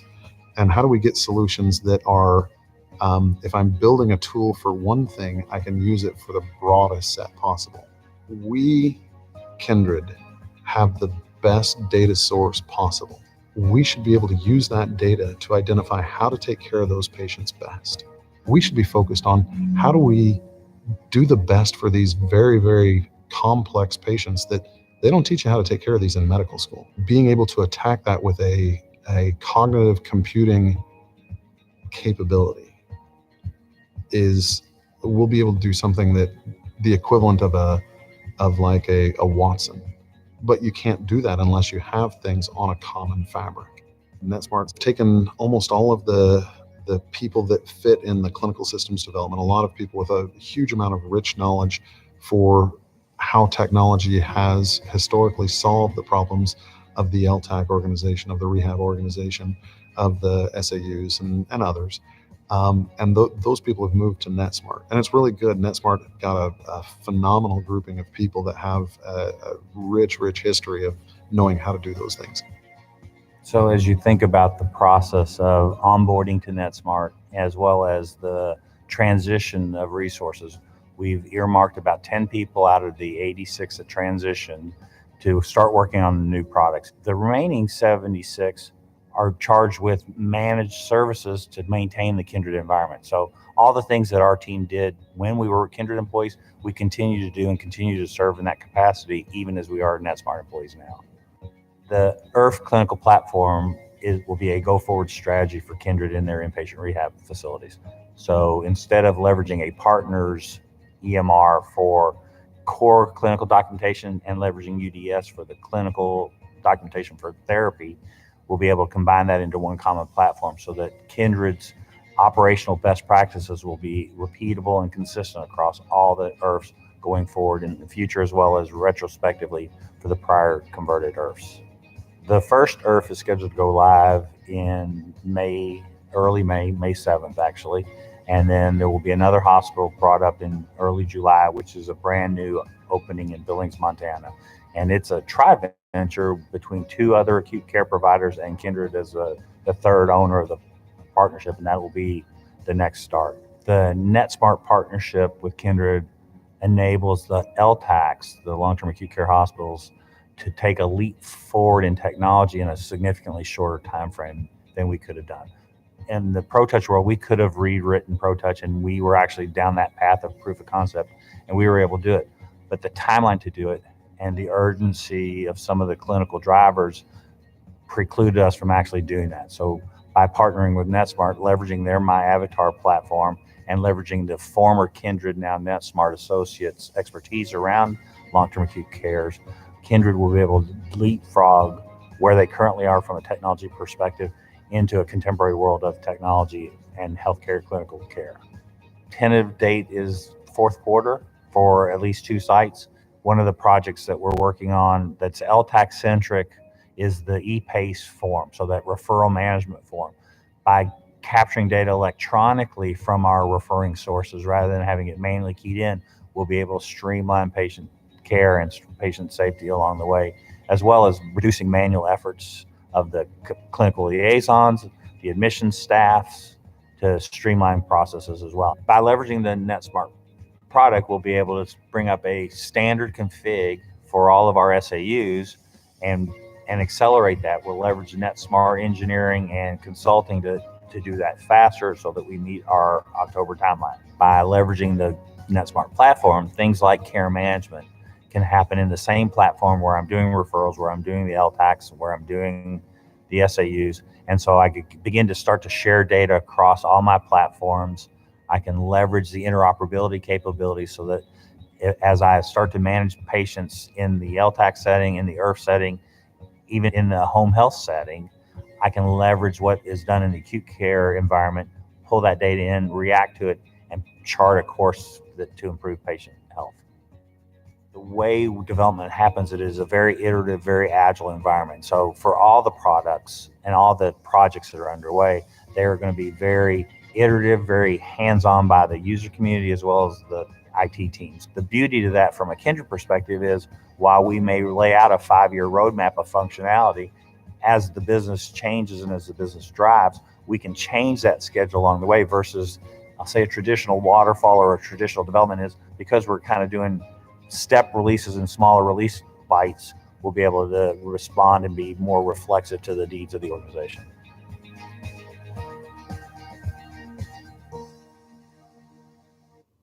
So hopefully that explains to you a little bit about what we're accomplishing and working on through the relationship. Now, if I could get Larry and Kathy just to speak a minute on some of the work they're doing with our HR group and others on our human capital development strategy. Thanks, Charlie. Yeah, the roadmap for SAP Success Factors, where we are right now, is we have Fieldglass, Concur, and Employee Profile currently implemented. Employee Profile is what we use to access our pay stubs and W-2s. We will be building upon that short term, say in the next 18 months or so. We will be implementing Success Factors LMS to replace Sum Total for hospital division and support center. Also looking at implementing Employee Central, which is a build out of Employee Profile that we already have implemented. Employee Central is employee self-service and manager self-service, and also performance and goals. A little bit longer term, I'd say in the 3-year range or so, we'll be looking at adding on recruiting and onboarding, as well as compensation. So it's an exciting journey and one that we've already started. Right. And again, Jason is a leader in technology. So some of the other software we're looking at to learn from is My First Year, which is an engagement platform for bringing new employees on. Maybe you can give a minute on My First Year, and then eventually how that would tie into this platform we hold. Our teams are currently involved in the My First Year discussions and interfacing into our current Taleo system, our recruiting and onboarding system, to feed some of that information through to My First Year. Yeah. So what we're trying to do with that, and Jason can actually add a lot more color to it, but the first year, when you start as a Kindred employee, it starts from the time you get engaged in the recruiting process. And then it's how do you get onboarded? And we went through some of that here in IT. I remember a few years ago when I first got here, it was like, we need to do something because people would start their job and they didn't have a PC for weeks. I'm sort of thinking, we're the IT shop. I mean, if we can't do it, how in the world can we make sure that the people in the field have the equipment necessary to do their job? So we started a process of standardizing and how we onboard employees through equipment, through training, through orientation, through education as we go along. And then eventually, how do you tailor that experience to each individual? Yeah, so go ahead and speak a little bit about it, Jay. Come on. But so we as a rehab team saw a great opportunity. You heard me in my presentation talk about the employee experience. How discouraging is that, right? When you come into your first couple months or even first couple weeks on the role or job, and you don't understand your direct reports, you don't understand your organization, what they believe in. It's can be inconsistent in terms of orientation. We talk about equipment that is essential to get your job going and to be productive and all of that. And then I reflect 10 years ago. I was very blessed to join this organization back in 06 under what they call an operations specialist program. It was very formal. It had strong experience in mentoring, onboarding. I gave ourselves, if it was a 10 out of 10 scale, I gave us a 10 on my experience. And then I went to a meeting in Las Vegas with our top 3,000 individuals. I remember that's like the first time I saw Charlie present, and you know, we had 3,000 of our top management. We're in Vegas. Paul is rolling in on this like Circus du Soleil, like rolling wheel. I'm like, this is amazing, fireworks, like and it was the first time I also got to use those clickers where you engage and you can give input into the speaker's presentation. And so we had Galia Bond and Peter Corliss, who were the HR leaders for our hospital division and SNF division. And they asked this group of 3,000 people, tell me about your orientation and onboarding experience on I think it was a 1 to 5 scale. And the average was like a 1 to 1.5, right? It was red. It was on the bottom end of the scale. And I'm looking around going, these are 3,000 of our top managers leading this organization, and they think our onboarding experience sucks, right? Or they had a bad experience. And I bet you if you fast forward it, it's not going to be that great of a score. And I'm going to start with my organization, my division. We could do better, right? And so this is my first year is organizations like Pfizer, Walmart. You know, these are large organizations that are global, that cross, much like our organization. We have thousands of sites of service, right? And this idea that your first 365 days, my first year, is app enabled, that you can see your checklist by your role, that there's consistency in your onboarding process, that it starts pre-day one on the job. You understand the core values of the organization. You understand who your boss is. You understand, like, those are the types of things that this platform will give us. But it's not just about the employee and the N=1, their experience. Guess what? Those that are supervisor managers, we get lazy. We forget. It's an accountability to these checklist parts of it, right? It goes both ways when it comes to an employee experience. So it's just a management accountability tool as it is an employee experience tool.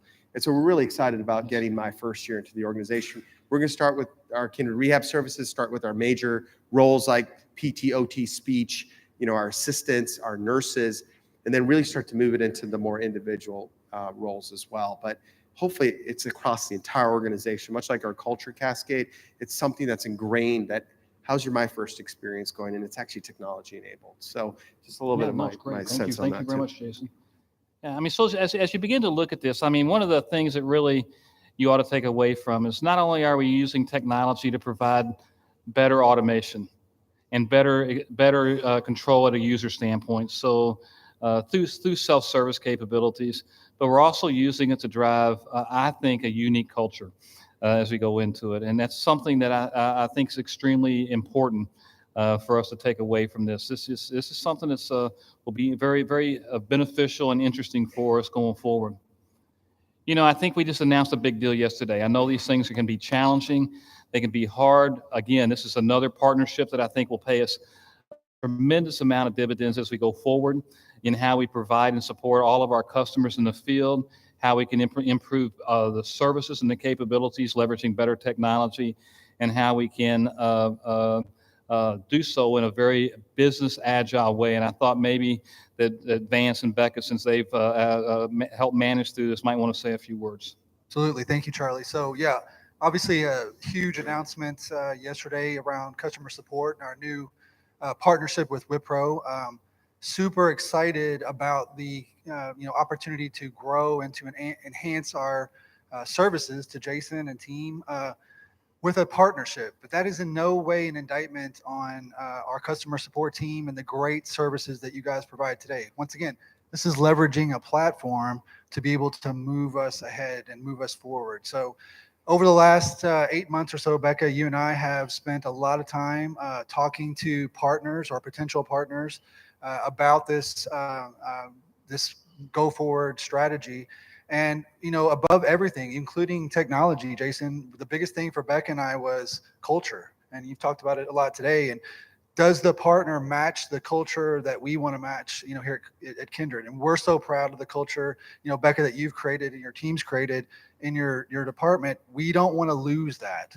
And so I'm going to let Becca talk a little bit about some of the technologies that they provide, but really culture was first and foremost. And once again, super proud of our customer support team and the services they provide today. So it's not about that. It's about how do we move the ball forward. Thanks, Vance. Yeah, before I get into about the partnership with Wipro, I do want to take a minute and say, recognize the accomplishments and the efforts that have been made by the customer support team. They're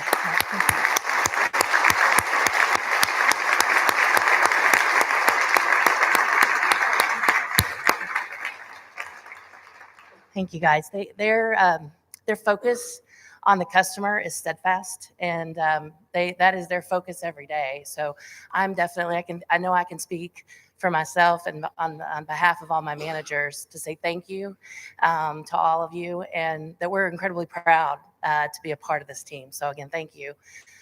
Talk a little bit about the partnership. So kind of echo what has been already been said today about partnership. We're going to have the ability to leverage both the technology that Wipro offers and also the scalability.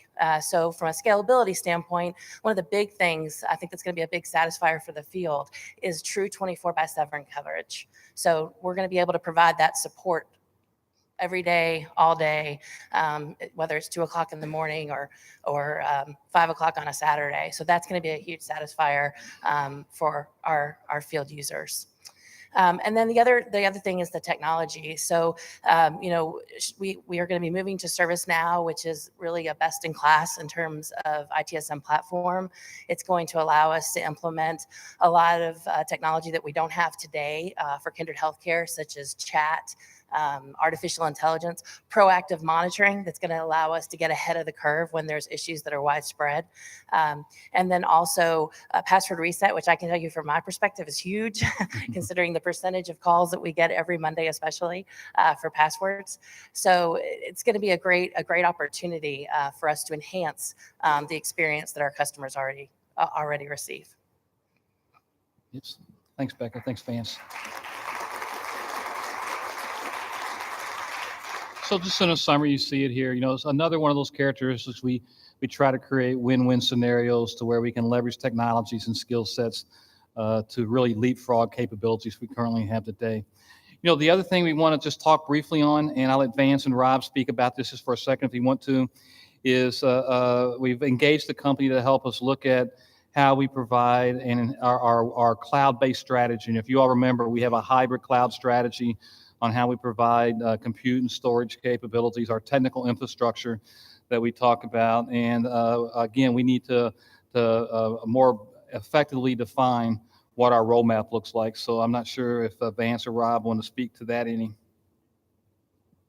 Yeah, I think if you flip to the next slide, just no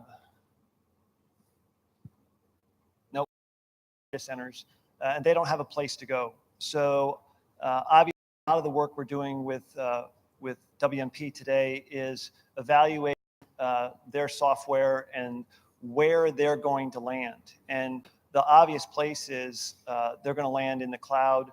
And for those things that are not really cloud enabled, they're going to land in a colo or one of these rent-a-centers, what I call them. But they'll land in some data center because they have to land somewhere. And as part of that effort, we're also taking a look at our technology and where we might see some uplift. I think there's a big difference between the two companies, though. We have a data center, we have technology, we have investments in that technology. But for us, it's where it makes sense and where we have opportunity to kind of leapfrog where we are today to a more advanced technology that scales and that in many cases the business case will support in terms of dollars and people.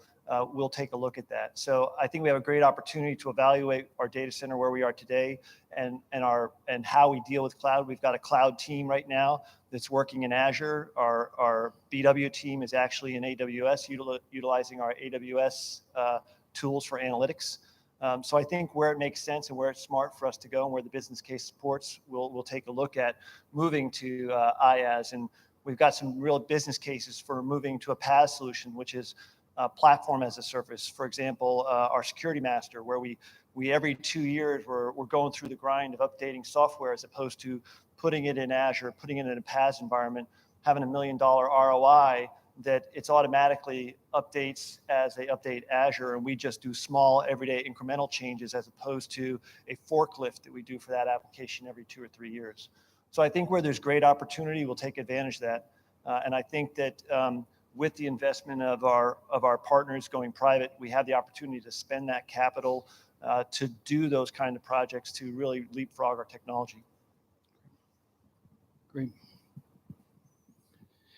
So again, just rewrapping, why do we partner? We partner when we can do things better, faster, and in some cases cheaper. I can tell you on these last 2 deals, economics weren't the driver, as we could actually provide a lot better service faster than we could do it any other way. And we'll continue to look at partnerships to do that. I think it's very similar to what we learned with Centerra.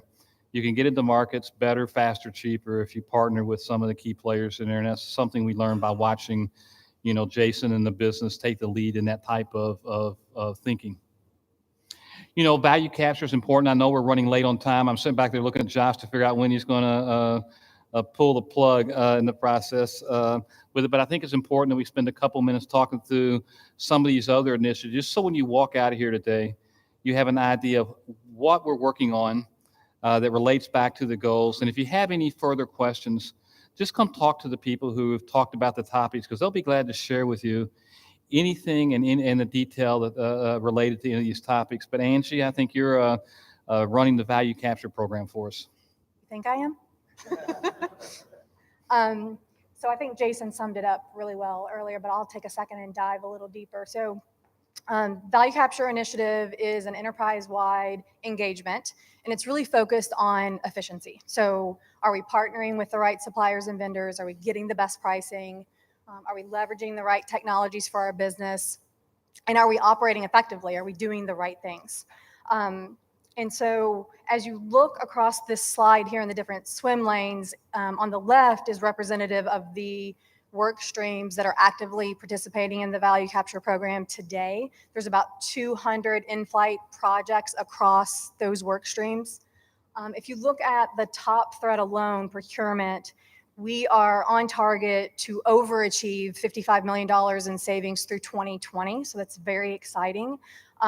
In part because of the access that we have to contracts, agreements, and pricing from our owners, TPG and Welsh Carson. So, and then kind of on the back end of all that, the exciting part is, and Jason touched on this earlier, is that we're freeing up capital to do really exciting initiatives across the company that we've just not had the opportunity to do before. So you guys will hear or receive an announcement here in a couple of weeks about replacing hospital beds in the LTACs, and we're going to be doing the same in the IRFs as well.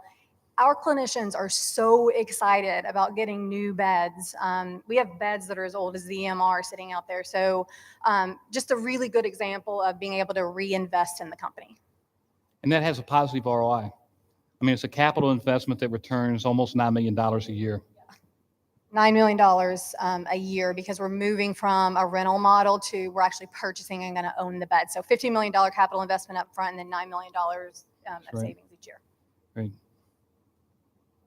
We talked a little bit about this, and we'll go pretty quickly here, but we got to support all the M&A activity. Again, just sort of drilling in a little bit deeper to our successful goals. And we got to really support Glenda Mack and her team as they work through this PDPM environment, as well as Garrett from the hospital side as we deal with the SAUs. So we got to stay focused on those areas as well.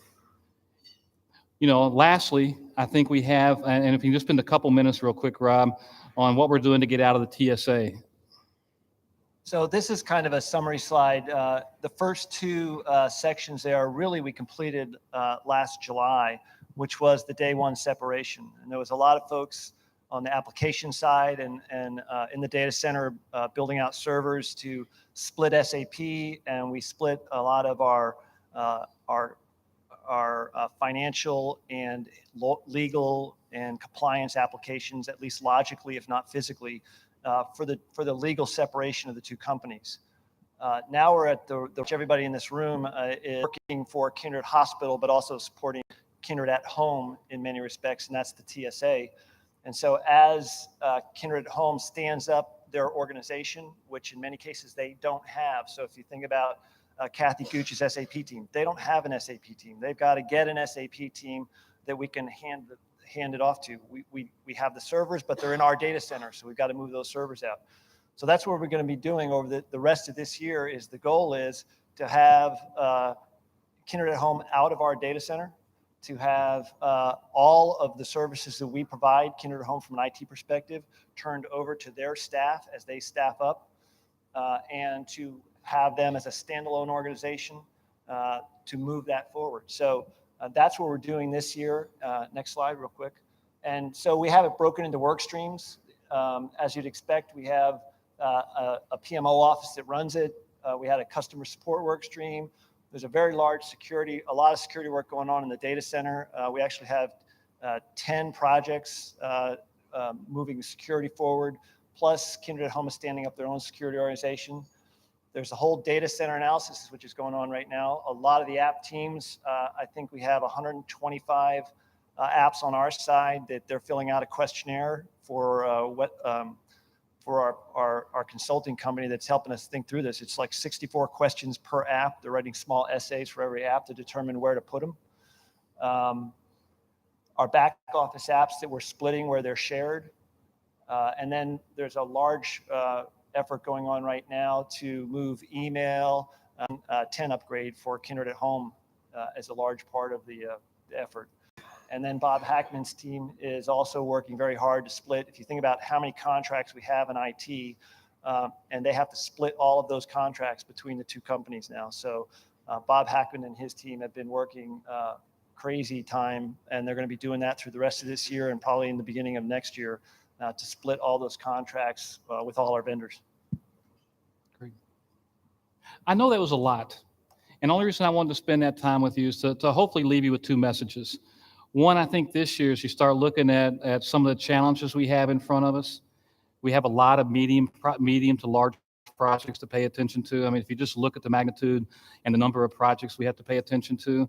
And the management team here has worked very hard this year to put together these plans. So even though there is a lot of work for us to do, and even though it might seem somewhat unachievable, we have detailed plans to support each one of these. We have a way to get there. We have a vision, and you need to support the management team. They've done a fantastic job of actually working through all these details in each one of these streams to get done. But it won't get done without you all. It won't get done without you all. And we appreciate that. We understand that. If there's anything we can do to help you all through answering questions, providing details, working through financials, which we spent a lot of time on this year to make sure we had the resources and the capital to accomplish these things, please let the teams know, and we're here to support you all. But we know it's a lot on you all, and we have a lot of confidence in your all's ability to get all this done. You know, there was a couple organizational changes, and I tell you, it was again one of those opportunities that just makes me proud to be a Kindred employee. You know, we had one of our significant leaders leave us this year. David Windhorst decided to go do other things. It made us take a step back and look at what we wanted to do with the organization, and nothing else. I just wanted you all to be aware of some of the minor changes we made. Rob Wildman, who's been responsible for analytics and architecture, still remains that way. We've added Scott Farnsworth to help take a lead on all the clinical platforms, since NetSmart is so important with us. He, as well as a couple other people in this room I won't mention, decided to go down the road to Humana for a while, and they came back to us as we get into it. So the grass is greener here, I think, for these guys. At least that's what we're going to say. Joe Devenuto left us to go to NetSmart, which is important for us, a great partner on that side. So Pam Adam has taken on a little bit more responsibility around defining, you know, our development methodologies and making sure we get the appropriate controls in place. Thanks to Kathy. She now reports to me directly. She'll let you know later whether that's a good thing or not. It's yet to be seen as we go along, but it's something well deserved, and I'm glad we could provide this opportunity. Vance, always the workhorse. Josh, the person who puts all this together. And I want to introduce a new person, Tony Miranda. If you could stand just for a second. He takes care of all the finance.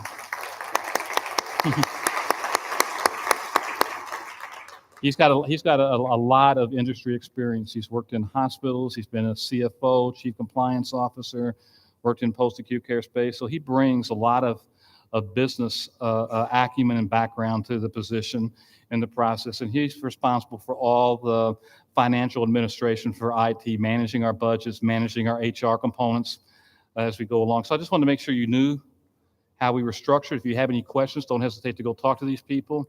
And I think in closing on this part, and Jason said it really well, and we talked a lot about this a few years ago, IT and the business have to be seen as one as we get into it. And where that works, where we've gone out and actually just sat with the business, our customers, our partners, and understood their problems. And I was just talking to Vance and his team the other day, and they did a SWAT visit out to one of the facilities. And not only does it create an air of excitement at the facilities, it creates an air of excitement at the teams, because now our technology teams know that they're contributing to really solve a problem. And the closer we can get to the business, the closer we can understand what issues they face, what challenges they have, and how to help solve those problems. I'm just telling you, we can unlock a lot of value as we go along. You've done a great job in bridging that gap over the last couple of years. I challenge you to do more of it. I would almost like Jason to call me someday and say, Charlie, can you get your IT people out of my business in the process? Because then I would know we had a good problem, okay? We would have a good problem, and that we've gone too far. So don't, be courageous, like Terrence said. Go spend some time. Don't worry about asking questions that you might feel that are ignorant, because that's how you learn, and that's how you help solve problems. And this challenges group, do more of it as we go along. It'll help you as a career standpoint too. Also, and maybe it's just me getting older, farther along in my career, I think we have an obligation to help develop the next generation of IT professionals. And through the Hive relationship, and we'll spend a little more time talking about that we started a couple years ago, we've actually continued to make good progress around helping our college students learn how to be IT professionals. And that's not taught in school. Subject matter experts on how to use certain technologies and how to perform certain business functions are taught, but how to relate that to business and how to solve common problems is not. And I think that our investment of time and treasure into the Hive, is the right thing to do. Now, we're here to talk about a challenge Ben gave us. And I think it's interesting because skill gaps inside of the United States is a problem. We just don't have good talent, and especially in engineering and computer sciences degrees. So there's a bunch of effort in STEM training and development. So we're actually going to kick off this year a relationship with JCPS on extending the Hive into the high schools in the process. And our vision is to get a program working with one of the JCPS schools, and we're working very closely with their executive leadership. We hope to launch something here in the very near future to where we can create joint work teams that are made up of IT professionals from Kindred, college students from U of L, and high school students from JCPS with it. So it'll be something that I think will be very interesting for us as we go along. So I think as I close today, I'm sorry I wasn't as elegant as Jason was in the process. He's a great partner, a great mentor of mine, but just walk away with three things. Participate and lead success. It's not driven from the down, it's supported from the top down, but as we start launching our culture campaign, participate in it. Take ownership of it. Embed it into your personal goals and your personal lives. Stay focused on our 2019 goals. If we don't get distracted, we'll be successful. And continue to develop relationships with the business throughout the year. And I promise you, if you do those three things, we're going to have a great December. I have no doubt about it. So with that, I want to say thank you again. I keep that slide in the slides. And we have just a couple minutes. I know Josh is probably about having a fit for questions and answers, but I'll be around following this for that. Any questions? Questions? Of myself or for Jason? Oh my gosh. Oh, Zach, I thought your hand was going up. Okay, well, somebody did email me some questions. I guess they did not want to ask in person. Huh? It is a new jacket. Of course. So Charlie, the question that I got emailed, with outsourcing being the trend based upon the Insight partnership, Wipro, and NetSmart, what is the future view for technical services? Well, I think it's what we just talked about. I mean, it's where can you find partnerships and that will allow you to focus your time and your knowledge in working closer with the business and solving more complicated problems. So right now, that's what we have West Monroe in to help us look at is how do you define the right operating model for a cloud-based architecture? How do we begin to roll that out? And that will be yet to be defined. I mean, we don't have any more information than that. It's how do we continue to identify those partnerships? In order for us to scale and get to the maturity we need to get to support the business, we have to find these strategic partners in place. And I think they're extremely important for us to leverage and identify those. And one more, this person sent a bunch, but we're running short on time. It seems that there is a move towards an OpEx-centric environment with all outsourcing as opposed to CapEx model that we've been under. Is this true, or are we missing a bigger picture? No, it's not true. I mean, there's a few things, and Jason, you might want to weigh in on this, but there's a few things that going private you pay attention to. You pay attention to cash flow. It's extremely important, and you pay attention to EBITDA as we go along. I mean, so I think anything where we can leverage cash to get a better operating model, a more efficient operating model, and improve our EBITDA position is what we stay focused on. So we'll stay focused on managing capital and operating appropriately across those lines. I'm not sure if you have anything else to add to that. Yeah, the only thing I'll add is in that JV model, because when we were publicly traded and having all that debt, we couldn't go own our land and our buildings. And our private equity is actually challenging us with these new deals to actually leverage our capital structure in a way that we can actually go own our land and buildings of hospitals, right? I mean, I always use a funny joke. McDonald's is not actually a fast food business. They're a real estate company, right? And they, besides the Catholic Church, own the most amount of real estate around the world. So owning real estate's good. So talk about utilizing your capital for good. And on top of that, we can always trade it up to another REIT or something like that and create more asset value for our organization. So with that, I mean, we're actually looking at how to be more capital intensive. That's right. And obviously with our technology and innovation investments as well. So more to come on that. That's right. And I think it's also business case dependent. I mean, an example we just came up with, our partner evaluated our email. And for Kindred at Home, they said, you know what? You don't have an investment. You're on old hardware. You go to 365. So they're going to the cloud. And for us, it's, you know what? It doesn't make sense for you. You should stay on Exchange. And so they were very different business decisions. So in one case, they went to an operating model. In our case, we're staying with a capital investment that's going to be lower in the long run. So they're really business case dependent. Right. Where it makes sense, you go operating, but where it doesn't, you hang on to the capital where you can ride it. Sure. Good. I know we're short on time. Hopefully this was helpful. I think we have a little bit more that Josh wants to talk about and present. And then we've got one more video to run through. One more video. A group I'd like to introduce. So, well, thank you, Charlie, by the way. Well, thank you all. Image analysis, which utilizes a deep learning model to process images and automatically identify key features of a wound. It also saves clinicians time in evaluating the wounds and entering those into our EMR. Elderly patients or patients with some sort of disability tend to develop pressure injuries. So what we are developing is a technique that you can take a picture and it will give you all the parameters from this wound, including tissue type, how it's evolving in time if you take a series of pictures. So what we are developing is a technique that is agnostic, that they have, or with a camera, we don't care where the images are coming from. What we create is all this framework to allow them to save time in having these complicated measurements over the pressure injury, doing it in a semi-automatic way. One of the other projects we're working on is a TaiG simulator, and it utilizes virtual reality technologies to simulate a TaiG master going through a TaiG routine.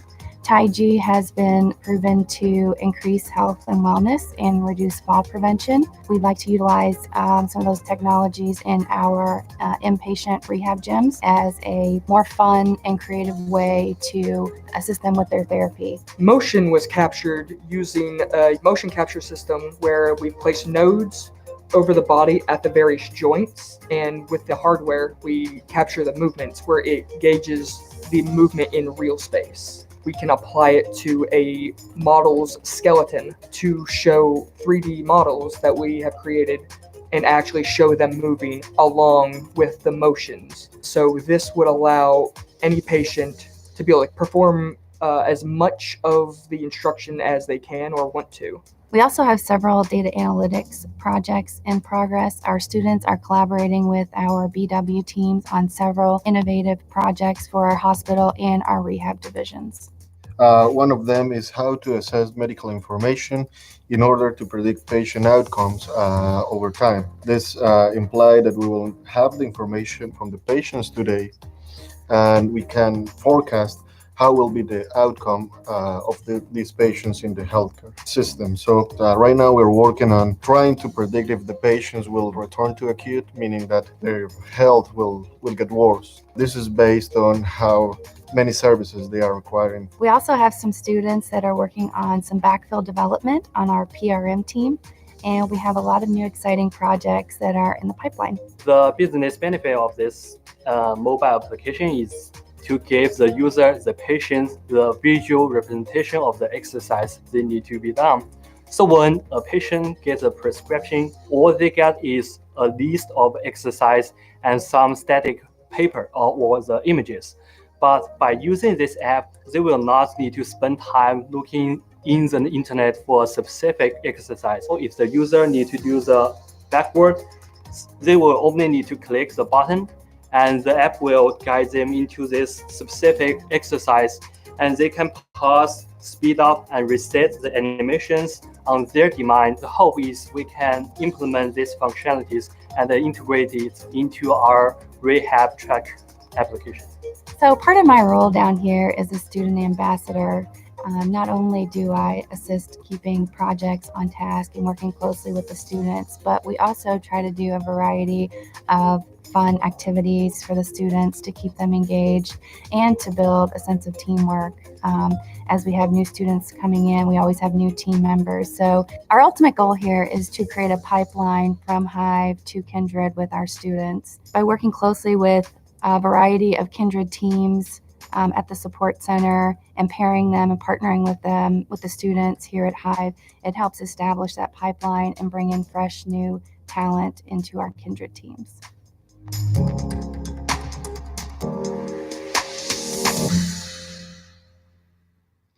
So where are my Hive people? Stand up! We invited the students from Hive.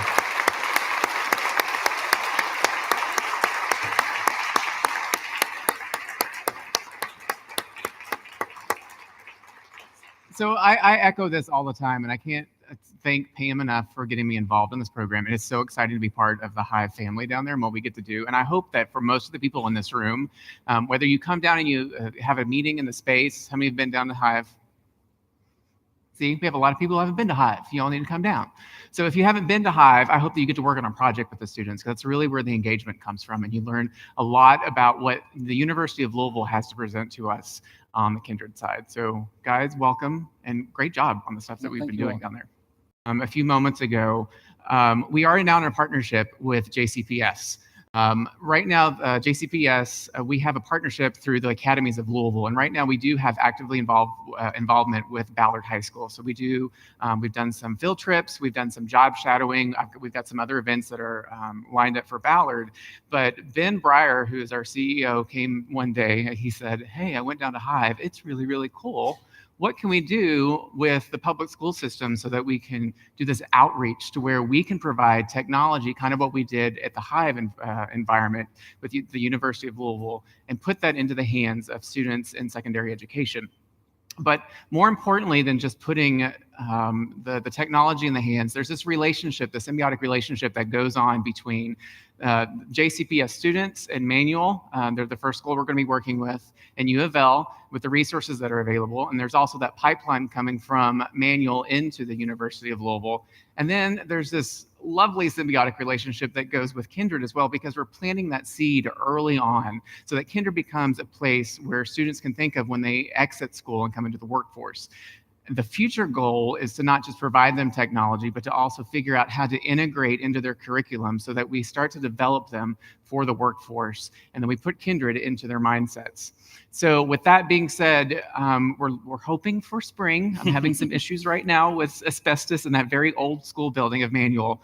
They've actually given us an entire room at the Manual High School, which is, if you're not familiar with Manual, it's very close to the University of Louisville, and it's within walking distance of Hive, which makes it very interesting to figure out how we can leverage that partnership just by the students coming over to the building. But within that room, we're actually going to provide over 20 workstation computers. We're going to do iPads. We're partnering with Cisco to give them the WebEx boards that you see that we've used throughout the building and that we also have at Hive.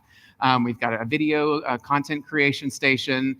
And then we're working with Microsoft to get some Halo technology into that space. And not only are we providing the technology, we're also creating the environment. So if you've been down to Hive, we're trying to bring that look and feel into the space at school, so it becomes not just a place to go work on a project, but it's just kind of a cool hangout where people can use technology.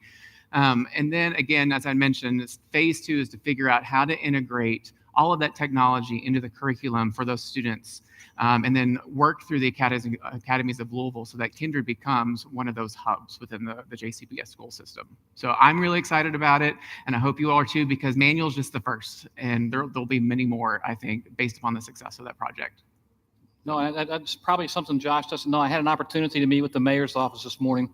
They wanted to come in and just sort of get an update, and I think one of the most compelling comments they made to me was that we have a lot of innovation projects going on in the city.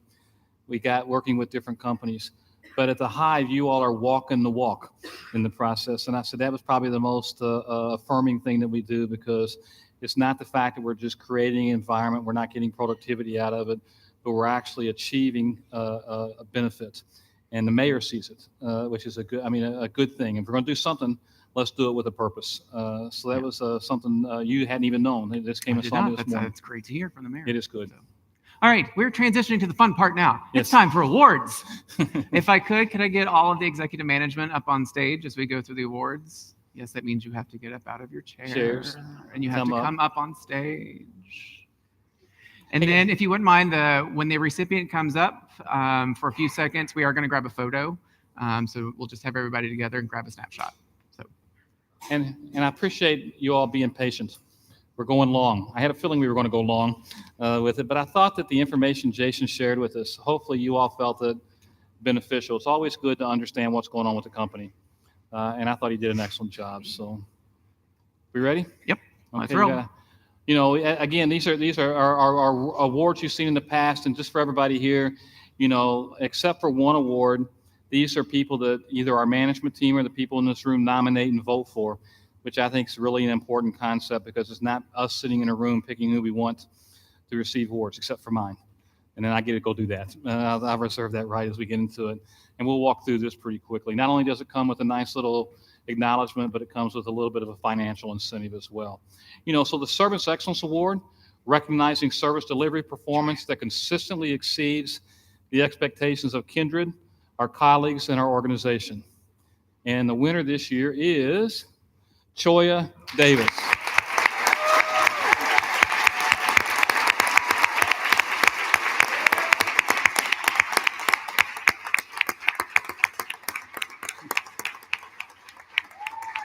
Thanks, Choya.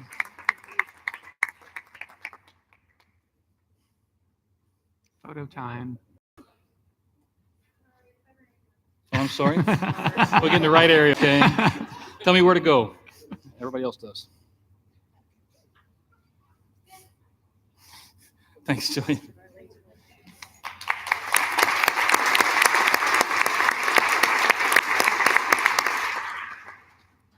The next award is Exemplary Contributor, honoring contributions that made exceptional impacts to our key measures: revenue, profit, clinical quality, patient engagement, or risk management.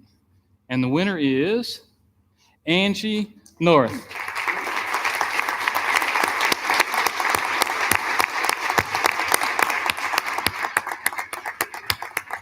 Thanks, Angie. Thank you.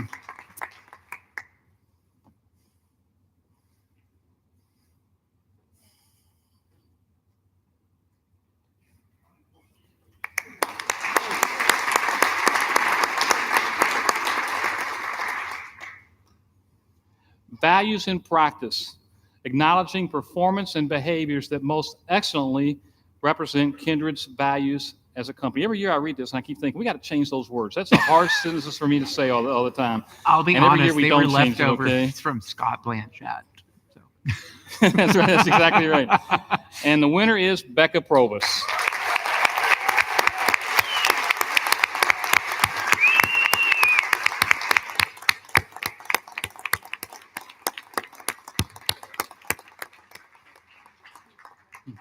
Congratulations.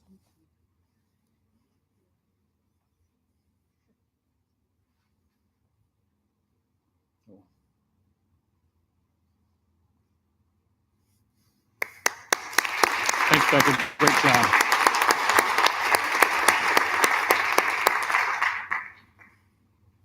The next award is Innovation, advancing our capabilities and reputation for being an industry leader. And I can tell you when we get to announce this name, they're going to be very surprised because they're very bashful. Chris Koch.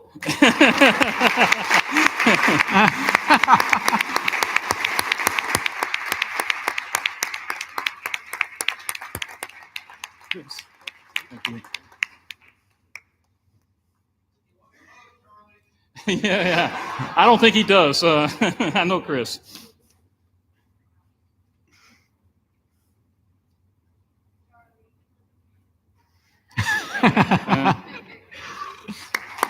Thanks, Chris.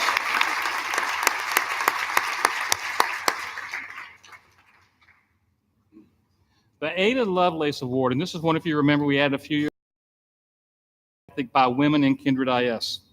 And the winner is Renee Jordan. Where is Renee Jordan? Where is she? Oh, I was going to say, she's got to be working on something with that. Well, we'll keep an eye on her, Josh. If she shows back in, we'll bring her up. The People's Choice Award, and this is an interesting award because this is completely nominated and voted by everybody in IS with it. So, and it was we had a lot of nominations, and it was a very competitive outcome this year, which is good. It means that we have a lot of people that work in the organization that are highly thought of. And we had a tie this year. I want to take the suspense out of it early. Scott Pugh.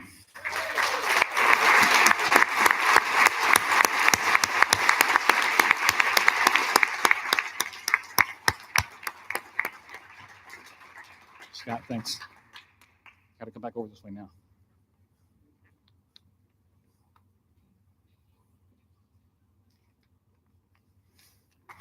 Thanks, Scott.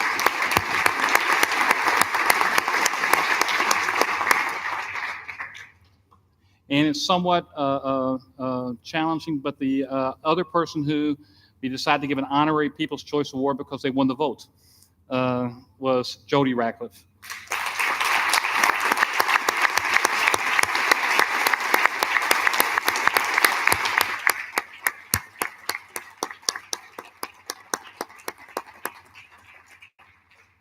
Thank you very much. Accepting it for Jody.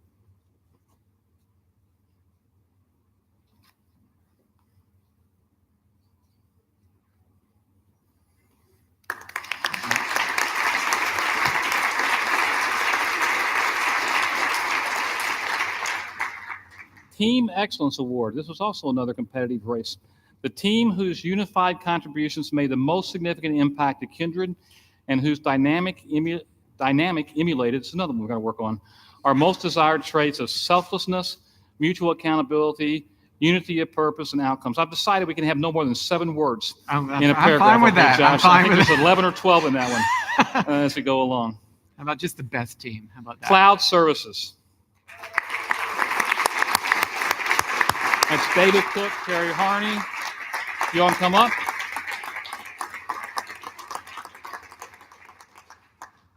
So this also includes Thank two you. of our students from Hive, Thank you. Trevor and Dennis. I know Dennis couldn't be David. here tonight. So. Thank you. And just as an FYI to all the winners, I did have awards for you, but they put the wrong title on them, so they're coming soon. Yeah, that's right. We're gonna have to work on this one. Did we do okay? All right.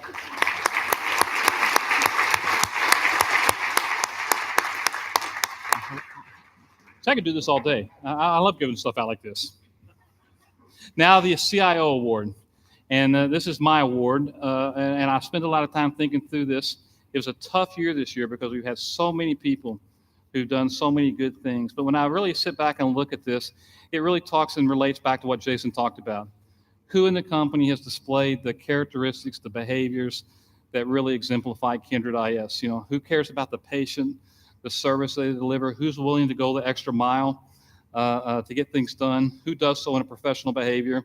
And as I went through this, it was one obvious choice for me this year. And I have a lot of stories I could share with you about this choice, but it was somebody that I hold a great respect for. And the winner is Rob Joyner.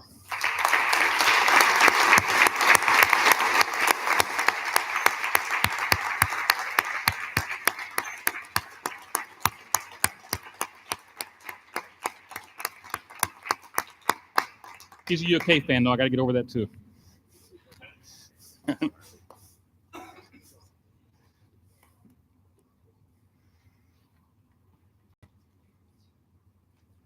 Rob, thanks.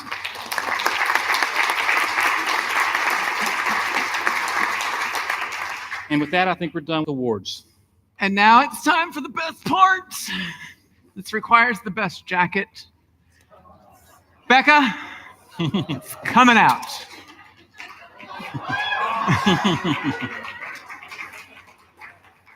I mean, how many people do you know have an all gold glitter jacket? Oh, look at that! Look at that last minute entry. Well, it's fair. It's fair. Linda, I haven't seen you in forever. Could you come up and be the one who draws the lucky ones? For all the people that left and put them in here. They don't win. Pick our first winner. This one is going to get a Sonos speaker system. Who do we have? Cheryl Douglas. Cheryl, right next to her. Yeah. There had to be a setup at that one. It was going through her. It's going through. Yeah, Cheryl, did you put your name in there multiple times? Okay, next one. Yep. Next award is an Amazon, whatever this thing is. It's an Echo Spot. Tanya Robertson.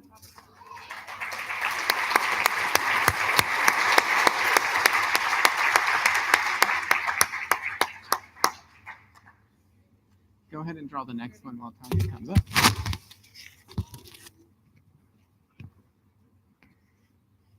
Now you can put it on your nightstand and call people. I don't know.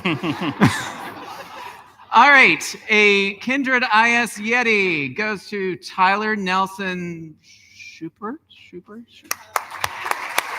Tyler.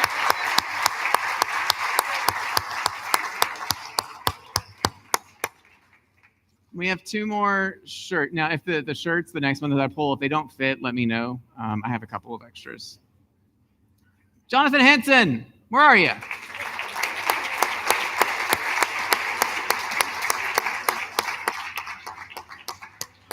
I can't remember. Do you already have this one? I do. Oh, okay, there you go. Wear it with pride. Really? He just won an award. Rob Joyner, where are you?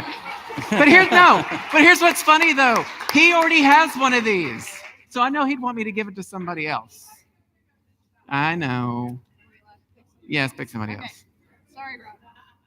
Margaret Page.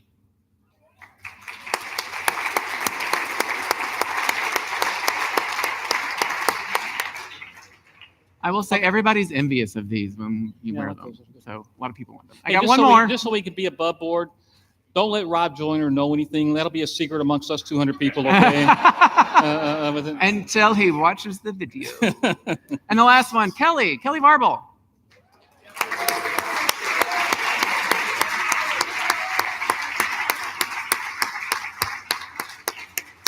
That's it. Do I get one for the jacket? I don't know. Should I? Hey, in closing, I'm sorry we've taken a little bit longer than we had originally planned. I think it was beneficial, but I'd like to again say thank you all very much. But I'd also like to say thank you to Josh. He puts these together. It's a passion he has. It's fun.